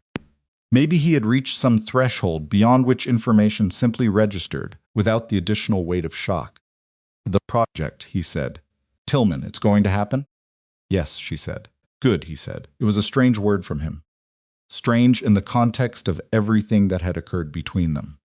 But she looked at his face when he said it, and she believed he meant it, which was perhaps the most unexpected thing he'd ever said to her. "Vittorio," she said quietly. He met her eyes. "What you did to the operator," she stopped. "Recalibrated. The decision you made there. You need to understand what it cost." "I know what it cost," he said. "Do you?" He was quiet. 94 families, she said. That's what was at stake. Not me, not the company. 94 families and 62 of them trying to afford rent in a city that is trying to push them out. She held his gaze. "That's what you reached into when you reached into my life." He didn't defend himself. He didn't deflect. He just stood there with the weight of it, which was perhaps the most honest thing she had ever seen him do. "I know," he said. She looked at him for one more moment. Then she said, "I hope you find your way forward." She meant it. Not warmly, not with residual feeling, but genuinely the way you mean something, when the person in front of you no longer has the power to hurt you, and you are therefore finally free to wish them something real and something cautious. She turned and walked back across the ballroom. Adrian was near the entrance, talking to 2 panelists from the afternoon session, and he looked up as she approached, and there was something in his face, not relief exactly, but the particular expression of someone who had been paying attention from a careful distance and was glad to see her coming back. She reached him. "Ready for tomorrow?" he said. "Yes," she said. He handed her a glass of water, which she hadn't asked for and needed, and she drank it and looked across the ballroom at the room full of people who were building things and financing things and arguing about things that mattered. And she felt something she hadn't felt in a very long time, not happiness exactly, but the specific gravity of being exactly where you are supposed to be, doing exactly what you are supposed to be doing, with no part of yourself waiting for something else to happen first. Across the room, Vittorio Moretti turned back to his logistics table. He picked up his radio. He went back to managing the edge of a room that didn't know his name. And in the morning, Elara Voss would walk to the center of it. She slept 4 hours that night. Not because she was anxious, the anxiety had burned off somewhere during the walk across the ballroom, somewhere in the space between seeing Vittorio at the logistics table and reaching Adrian near the entrance.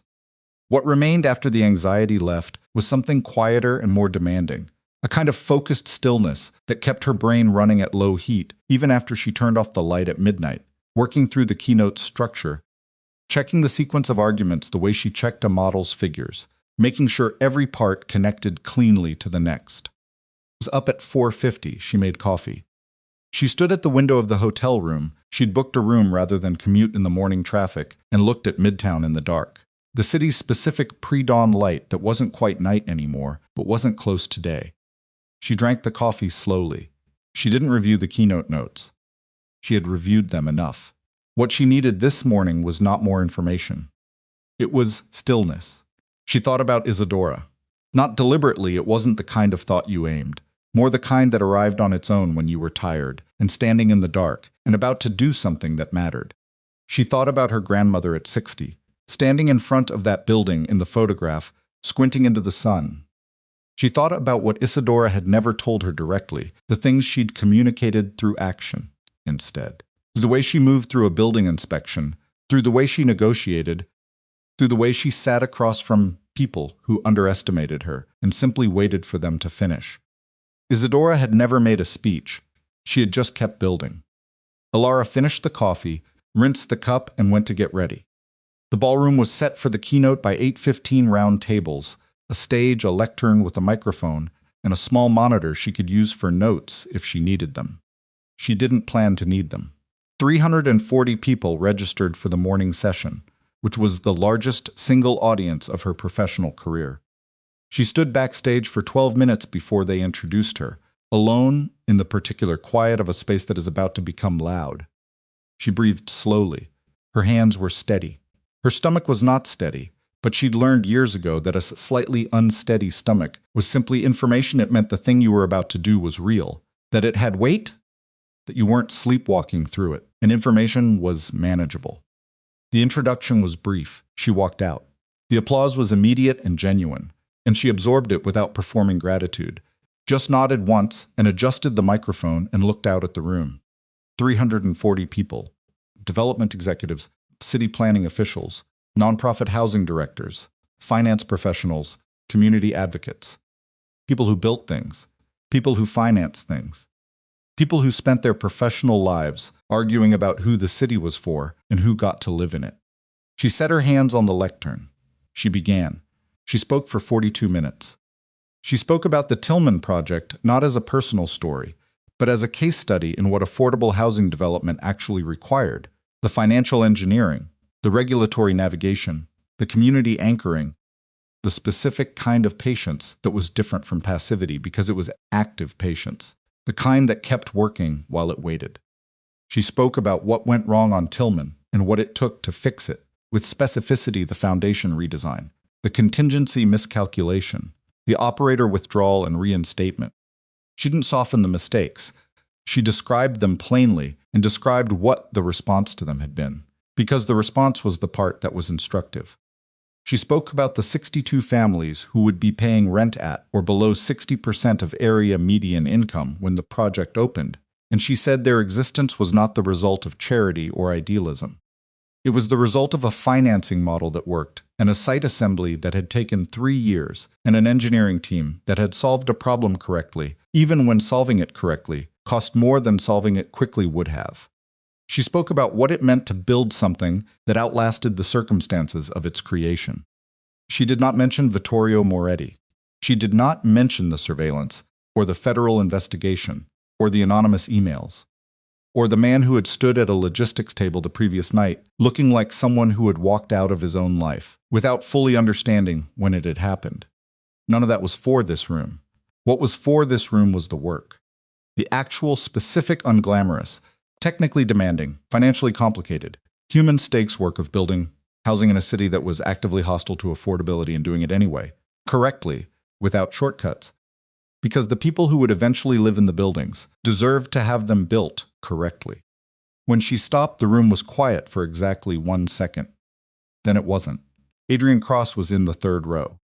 She saw him when she stepped back from the lectern, not in the way you see someone you've been looking for, but in the way you see someone who is simply there, present and unmistakable, because their attention is entirely on you, and that kind of attention has a physical quality you can feel from across a room.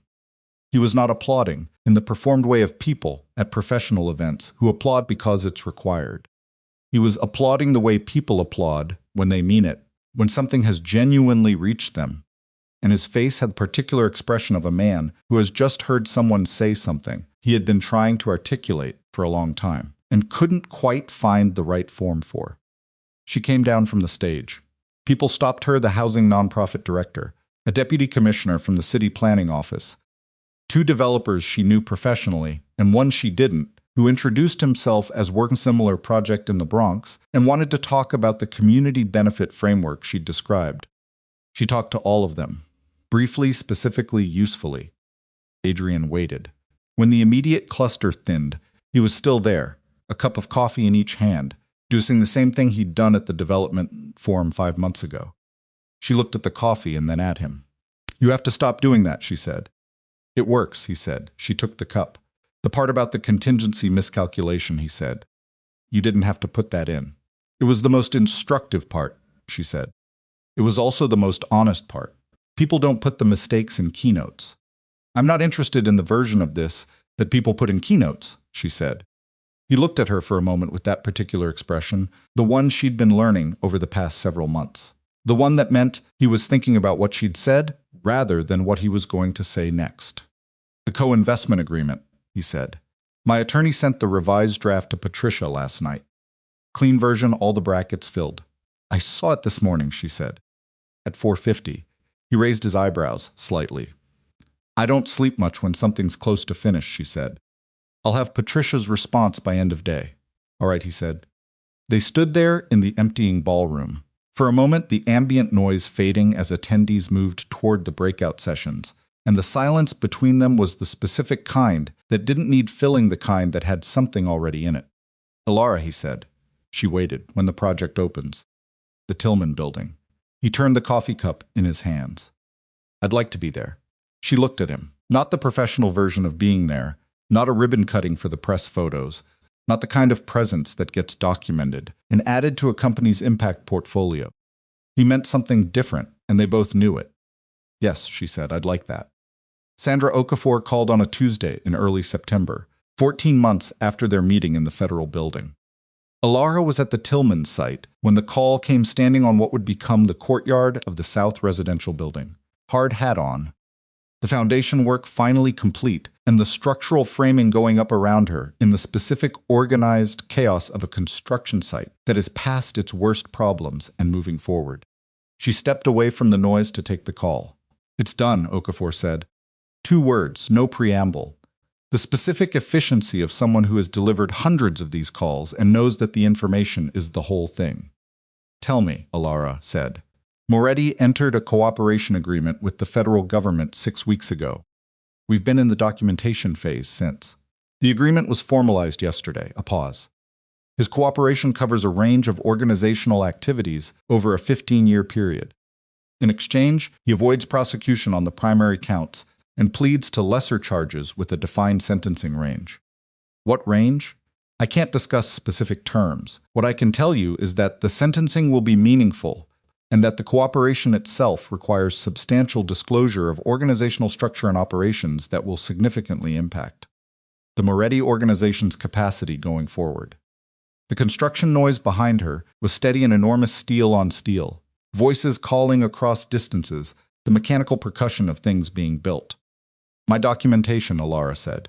It was significant, Okafor said. The financial transaction records you provided were directly incorporated into 3 of the primary evidentiary threads. Your records filled gaps that we had not been able to fill through other means. Another pause. I want you to understand that what you did, the discipline of documenting those events in real time, over years, without knowing specifically how they'd be used, that's not a common thing. It mattered. Elara stood in the courtyard of the building she was making. The framing was going up on the east side. She could see the outline of what the building would be, the floors, the gaps for windows, the structural logic of a thing that was still incomplete but already coherent, already recognizable as itself. Is it finished? She said. For me, I mean. Is there anything else I'll be needed for? There may be a formal deposition at some point, depending on how the cooperation process develops. But your primary role is complete. Okafor's voice was as level as it had always been, but there was something at the edge of it, not warmth exactly, but acknowledgement. You can let it go now, Ms. Voss. Elara pressed her free hand against the side of a concrete pillar. It was solid under her palm, still slightly rough from the forming. Real. Thank you, she said. She hung up. She stood there for a moment, with the construction noise surrounding her on all sides. Then she put her phone in her jacket pocket and walked back into the organized chaos of the site. She told Patricia that afternoon. They were in Patricia's office, a space that Elara had spent more hours in over the past 4 years than she could calculate, sitting across from a woman who had never pretended the road was shorter than it was and had walked it with her anyway. Patricia listened to the summary without interrupting. When Elara finished, Patricia sat back in her chair and looked at the ceiling for a moment, an unusual gesture for her, a momentary release of the professional composure she maintained with such consistency that its absence was noticeable. Well, Patricia said. Yes, Elara said. How do you feel? Elara thought about it, honestly, the way she always tried to think about Patricia's direct questions. Tired, she said, not the bad kind. The kind after something is done. Patricia looked at her. There are people who go through a fraction of what you went through in the past 4 years. and it marks them permanently. Changes how they move through the world, makes them smaller. She paused. You're not smaller? I don't feel larger either, Elara said. No, Patricia said. That's not what I mean. I mean you're the same size. Which is actually the hardest thing to maintain. Elara sat with that. You should bill me for the therapy component, she said. Patricia's mouth curved. I already do. It's in the hourly rate. They were quiet for a moment. The invoices are current, Elara said. I checked this morning. I know you did. Patricia straightened the folder on her desk. A reflex, a return to normal. Go home, Elara. Not the office. Home. Elara went home. She stopped at the Long Island City office first, because she was not actually capable of going home without checking something, and Marcus was still there at 6:40, which meant he was finishing the updated Tillman timeline she'd asked for. She collected it, told him it was good work and meant it, and left before she could find another reason to stay. The apartment on East 74th was quiet when she got in. She had lived in it for nearly 2 years now, and it had gradually become what apartments become, when someone actually lives in them, rather than occupying them a coffee cup. She liked better than the others. A lamp she'd moved 3 times before finding the right angle. A small framed photograph of the Tilson site at groundbreaking on the wall near the kitchen, because she'd needed to see it every morning. She changed out of her work clothes. She made dinner nothing complicated. Pasta with olive oil and garlic, and whatever vegetables were at the edge of needing to be used, the kind of meal that required attention but not effort. Something to do with her hands while her head was somewhere else. She ate at the kitchen table with a glass of water, and the Tillman timeline opened beside her plate, reading through Marcus's work, because she was genuinely incapable of not reading it. It was good. The timeline was clean and realistic, and accounted for the foundation phase recovery correctly, which meant the revised completion estimate was honest rather than optimistic. She folded it and set it aside. She sat with the quiet of the apartment. Outside, the city made its constant ambient sound, the specific texture of a city that never fully stops, that always has something moving somewhere, that makes the silence inside apartments relative rather than absolute. She had hated that sound in the first weeks after moving in, coming from the Carroll Heights townhouse, where the silence had been of a different quality. She had learned to find it useful, a reminder that the world continued regardless of the interior state of any particular person inside it. She thought about Vittorio. She did this carefully. The way you handle something that was once dangerous and may still have edges. She thought about the man at the logistics table in the ballroom, the flatness around his eyes. She thought about what cooperation with a federal investigation actually meant, the structural dismantling of something he'd spent decades building, the exposure of the organization interior to people whose job was to dismantle it, the particular kind of diminishment that came not from defeat in the way he understood defeat, but from agreement, from choosing to cooperate rather than be consumed. She did not know if it would make him better. She did not know if the next 10 years of his life would produce someone different or just someone reduced. She was not responsible for the answer to that. She had been responsible for her own survival. For the documentation, the legal structure, the careful and exhausting discipline of protecting herself and her work from someone who had never taken her seriously enough to understand she was doing it. She had been responsible for 94 families who didn't know her name but were going to live in buildings she had built correctly because she had refused to let the project fail. She was done being responsible for Vittorio Moretti. She picked up her fork. She finished dinner.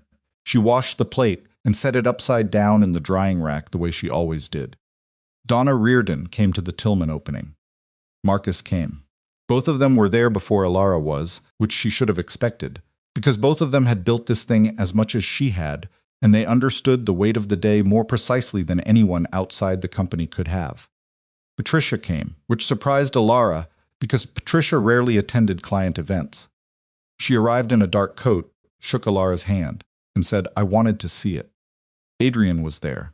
He was standing near the entrance of the south building when Elara arrived, talking to the site foreman she'd worked with through the entire construction phase, a man named Eduardo, who had been in the business for 30 years and who had told her at groundbreaking that the foundation problem was solvable and had been right about that.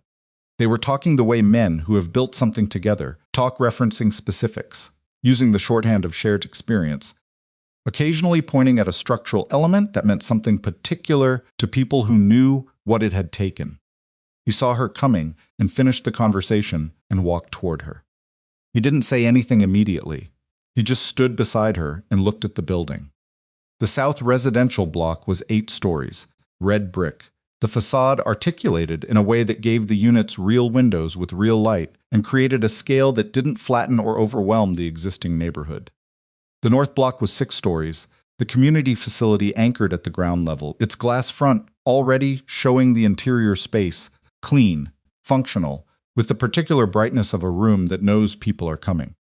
Between the 2 blocks, the courtyard, the one where Elara had stood with her hand against a concrete pillar, the day Okafor called, was finished. Benches, a small planted area, not beautiful in an expensive way, but built well, built to last, built for the people who would use it every day without thinking about what it took to make it exist. It's real, Adrian said. Yes, she said, 94 units. 94. He was quiet for a moment. The financing structure you built, he said. 3 other developers asked me about it at the conference last month.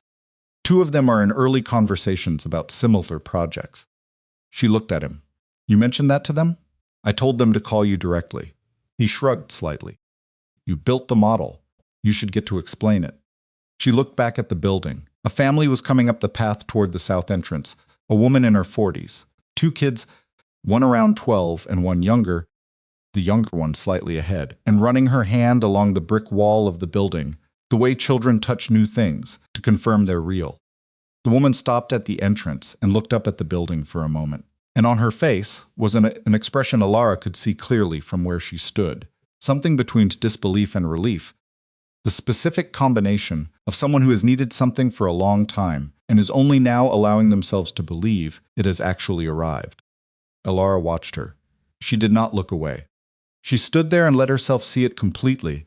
The woman, the kids, the building, the years it had taken, the price it had cost, all of it present in a single moment that would be ordinary by tomorrow and was extraordinary right now. Adrian's hand was beside hers, close but not touching, and after a moment she moved her hand so that their fingers connected, briefly and without drama, the way 2 people acknowledge each other when words are the wrong instrument. Then the family went inside, and the moment became the next one. The last time Elara spoke to Vittorio Moretti was by accident. It was February, 5 months after the Tillman opening, on a wet and unremarkable Tuesday afternoon. She was coming out of a building in Lower Manhattan after a meeting with a city finance official, and he was on the sidewalk across the street. He was alone. He looked like a man who had been somewhere and was now heading somewhere else, with no particular weight to either direction. The organization existed in a diminished warmth. She knew this from what the federal case had made public, which was enough to understand the shape of it without the specifics. His name still carried recognition, but recognition wasn't the same thing as power, and what she saw on the sidewalk across the street was someone who had learned the difference. He saw her at the same moment. She saw him. They were separated by 2 lanes of slow traffic and a wet street, and 4 years of everything that had happened. He raised his hand, not a wave exactly, more the acknowledgement you give someone across a distance when words aren't possible, and gestures are the only available language. She nodded. He lowered his hand. The light changed and the traffic moved between them, and when it cleared again, he was gone. Walked on, disappeared into the Tuesday afternoon crowd, reduced to the ordinary invisibility of a person moving through a city that had long since stopped making room for him at the center of things. She stood on the sidewalk for a moment. Then she walked to the corner and hailed a cab. The portfolio had grown to 53 properties by the spring. The growth had been methodical rather than aggressive. She still chose that word deliberately when people asked about her expansion strategy, because aggressive was what people said about development and methodical was what actually worked, and every property in it had been acquired and managed according to the same principles Isadora had operated by for 30 years. Understand what you own, fix what matters, charge what the math requires, without extracting what the market will bear. She had added 6 people to the team. She had lost one, a project coordinator, who had left for a larger firm, which Elara had supported without reservation, because people who outgrow a company should leave it, and the company should help them go. Marcus Leal had been promoted to operations manager. Donna Reardon had been offered a partnership stake in the company, which she had accepted with characteristic brevity, signing the papers and then going back to her desk and starting the next day's work. The Housing Access Fund that Elara and Adrian had established together had disbursed deposits for 67 families in the first year, covering the gap between a family's available savings and what a landlord required to sign a lease. The specific financial barrier that kept people in unstable situations, not because they couldn't afford rent, but because they couldn't accumulate a deposit while paying rent somewhere else. It was not a large program. It was sized exactly right for what it could do and not promised to do more. She and Adrian had been careful with what they were building between them, in the same way she had been careful with everything she built, not cautious to the point of not moving, but honest about what was real and what was still being determined. He had moved offices to a building 3 blocks from Meridian's Long Island city space, which was not for her sake specifically, but also not for her sake, and the distinction had made her smile, which he'd noticed and asked about, and she'd told him the truth, which was that she appreciated people who were honest about their reasons. He had said, "I'm always honest about my reasons." She had said, "I know, that's the part I appreciate." On the last evening of the year, Elara stood in her office in Long Island City. The building was empty. The team had left at 6 after a closing dinner she'd organized in the conference room, not a party, just dinner, the kind of shared meal that acknowledges a year's work without turning it into performance. She had stayed after, not from habit but from intention. She wanted the last hour of the year to be here in this space, with the cities outside the window and the Meridian portfolio on the server, and the framed groundbreaking photograph on the wall, and the watch on her wrist with Isadora's scratch on the bezel. She stood at the window. New York at night was the same. It had always been the lights, the movement, the scale that made individual lives feel small until you understood that the scale was made entirely of individual lives, stacked and layered and compressed into something that appeared permanent, but was actually just people deciding every day to keep showing up and building what they were building. She thought about the woman on the path to the Tillman South entrance, hand running along the brick wall. She thought about Isadora at 60 in the photograph, squinting into the sun. She thought about the hotel receipt, the 37 months, the courthouse steps, the 30 seconds of bad news that turned out to be years of bad news that turned out to be, on the other side of itself, the specific shape of a life she had actually chosen rather than accepted. She picked up her phone. Adrian answered on the second ring. "Still at the office," he said. "Last hour," she said. "How's the site?" He was in Queens, at a pre-development site he'd been assessing all week. She could hear the wind through the phone. "Cold," he said, "but good bones. Come over when you're done," she said. 40 minutes, he said. She hung up. She turned from the window. On her desk, beside the Tillman file, was a small notebook, the kind she'd been keeping since the first hotel receipt, handwritten, dated, the daily record of what happened and when and how she'd responded. The current notebook was nearly full. She would start a new one in the new year, the same way she'd started every other one, with the date in the top right corner and the first fact of the day written in clean, straight lines, because the habit of recording things accurately and completely was not a trauma response anymore. It was just who she was, who she had always been. She turned off the desk lamp. She left the office. She walked down to the street and stood on the sidewalk in the cold air and waited for the man who would be there in 40 minutes. And while she waited, she did not think about what had been or what was coming, just the specific, unremarkable reality of standing on a sidewalk in a city she had spent her entire adult life building something inside of, with cold air on her face and the sound of the city around her, and no part of herself waiting for someone else to tell her what she was worth. Elara Voss had built 17 buildings before anyone asked her name. Elara had built 53 properties and was already planning the next. The city continued. She stood in it. She was exactly where she had made herself. She didn't hear Adrian's car pull up. She heard his footsteps instead, the particular rhythm of them on the sidewalk, unhurried, the walk of a man who had been moving through construction sites and cold streets all day and had nothing left to prove by arriving quickly. She recognized the sound before she turned around, which was the kind of thing that happened gradually between two people, without either of them marking the moment it became true. He stopped beside her. He didn't say anything immediately. He looked at the building. Her building, Meridian's building, the one she'd bought 3 years ago and renovated the year after, with the assessing, quiet attention of someone who looks at structures and sees their history and their logic at the same time. Good year, he said finally. Yes, she said, hard year. Also yes. He turned to look at her. His face in the streetlight was the face she had been learning for months, now the lines of it, the way it moved when he was thinking, the particular stillness it had when he was listening. Not a face she would have chosen from a distance. One she had come to understand was exactly right up close. The Queensbridge site, he said. I want you to look at it. You said it had good bones. It does. But the community benefit structure is complicated, and I want your read on it before I go further. She looked at him. You could have sent me the documentation. I could have, he said. I wanted to ask you in person. The streetlight was doing something specific to the air between them, the cold and the light together, the kind of winter night clarity that made everything sharper than it needed to be.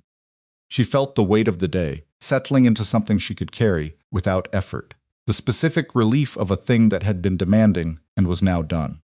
Send me the site analysis Monday morning, she said. I'll go through it before the week starts. Monday, he said. Monday. He nodded. He looked back at the building for a moment, then at the street, then at her. You've been standing out here in the cold for 40 minutes, he said. 38. Elara, I was thinking, she said. About what? She considered the honest version of the answer, which was complicated, and the simple version, which was also true. About the fact that I don't owe anyone an explanation for anything anymore, she said. He was quiet for a moment, understanding the weight behind it. How does that feel, he said. She thought about it genuinely. Strange, she said. Not bad strange, just unfamiliar. Like a room you've been in so long that you forgot there were other rooms, and now you're standing in a different one, and the dimensions are wrong in a good way. He looked at her with that expression she had come to recognize, the one that meant he was filing something away, not to use against her, but because he found her worth paying attention to, which was different from anything she had experienced before in exactly the way that mattered. That's a good way to put it, he said. I'm occasionally articulate, she said. He smiled. It changed his face in the way smiles change faces that don't use them frequently completely, from the inside, like a building where all the lights come on at once. They walked. Not with a destination, or not an urgent one. There was a restaurant 2 blocks east they had been to twice. A small place with good food and no pretension.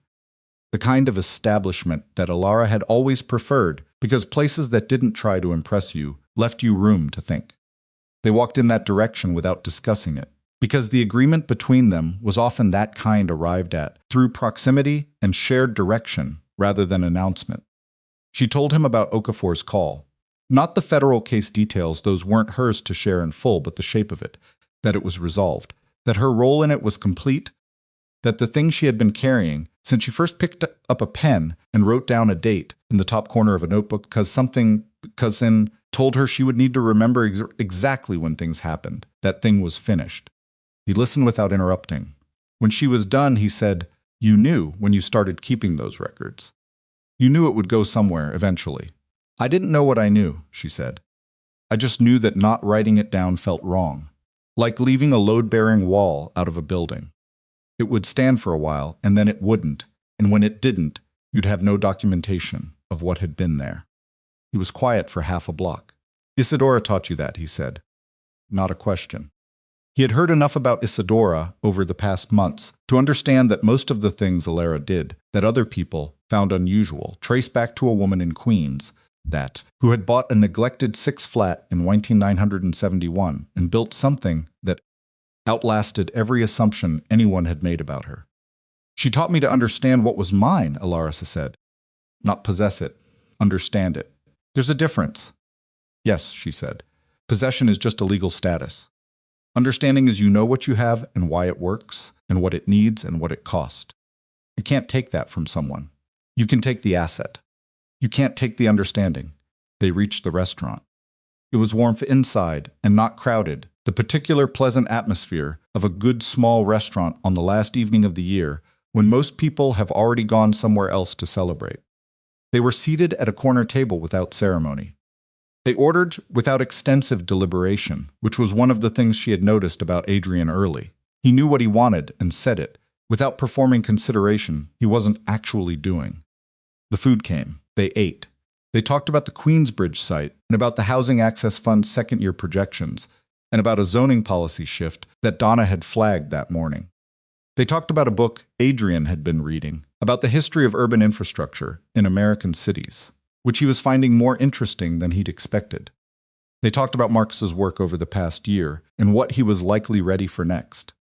They did not talk about the past, not because the past was forbidden or painful it wasn't, not anymore, or not in the way that made it necessary to avoid, but because the present was more interesting, and the future more interesting still. They were both people who preferred to spend their attention on things that were going somewhere. When dinner was done and the bill was settled and they were back on the street, the city had shifted into the particular mode of a late New Year's Eve, louder in the distance, more movement on the main streets, the collective hum of a large number of people deciding together that one number ending and another beginning was worth marking. Elara did not feel the need to mark it dramatically. She felt walking beside Adrian in the cold, the specific and sufficient satisfaction of a life that was hers, built by her, managed by her, answerable to her own judgment and no one else's. Not perfect, not clean, full of costs she had paid and mistakes she had made, and problems she had not fully anticipated, and nights she had not slept, and days she had worked through things that should have broken her and hadn't. Not because she was exceptional, but because she had refused, at every specific moment when refusal was available, to stop. She had not escaped anything. She had built her way out of it. There was a difference, and the difference was everything. The city moved around them. They walked.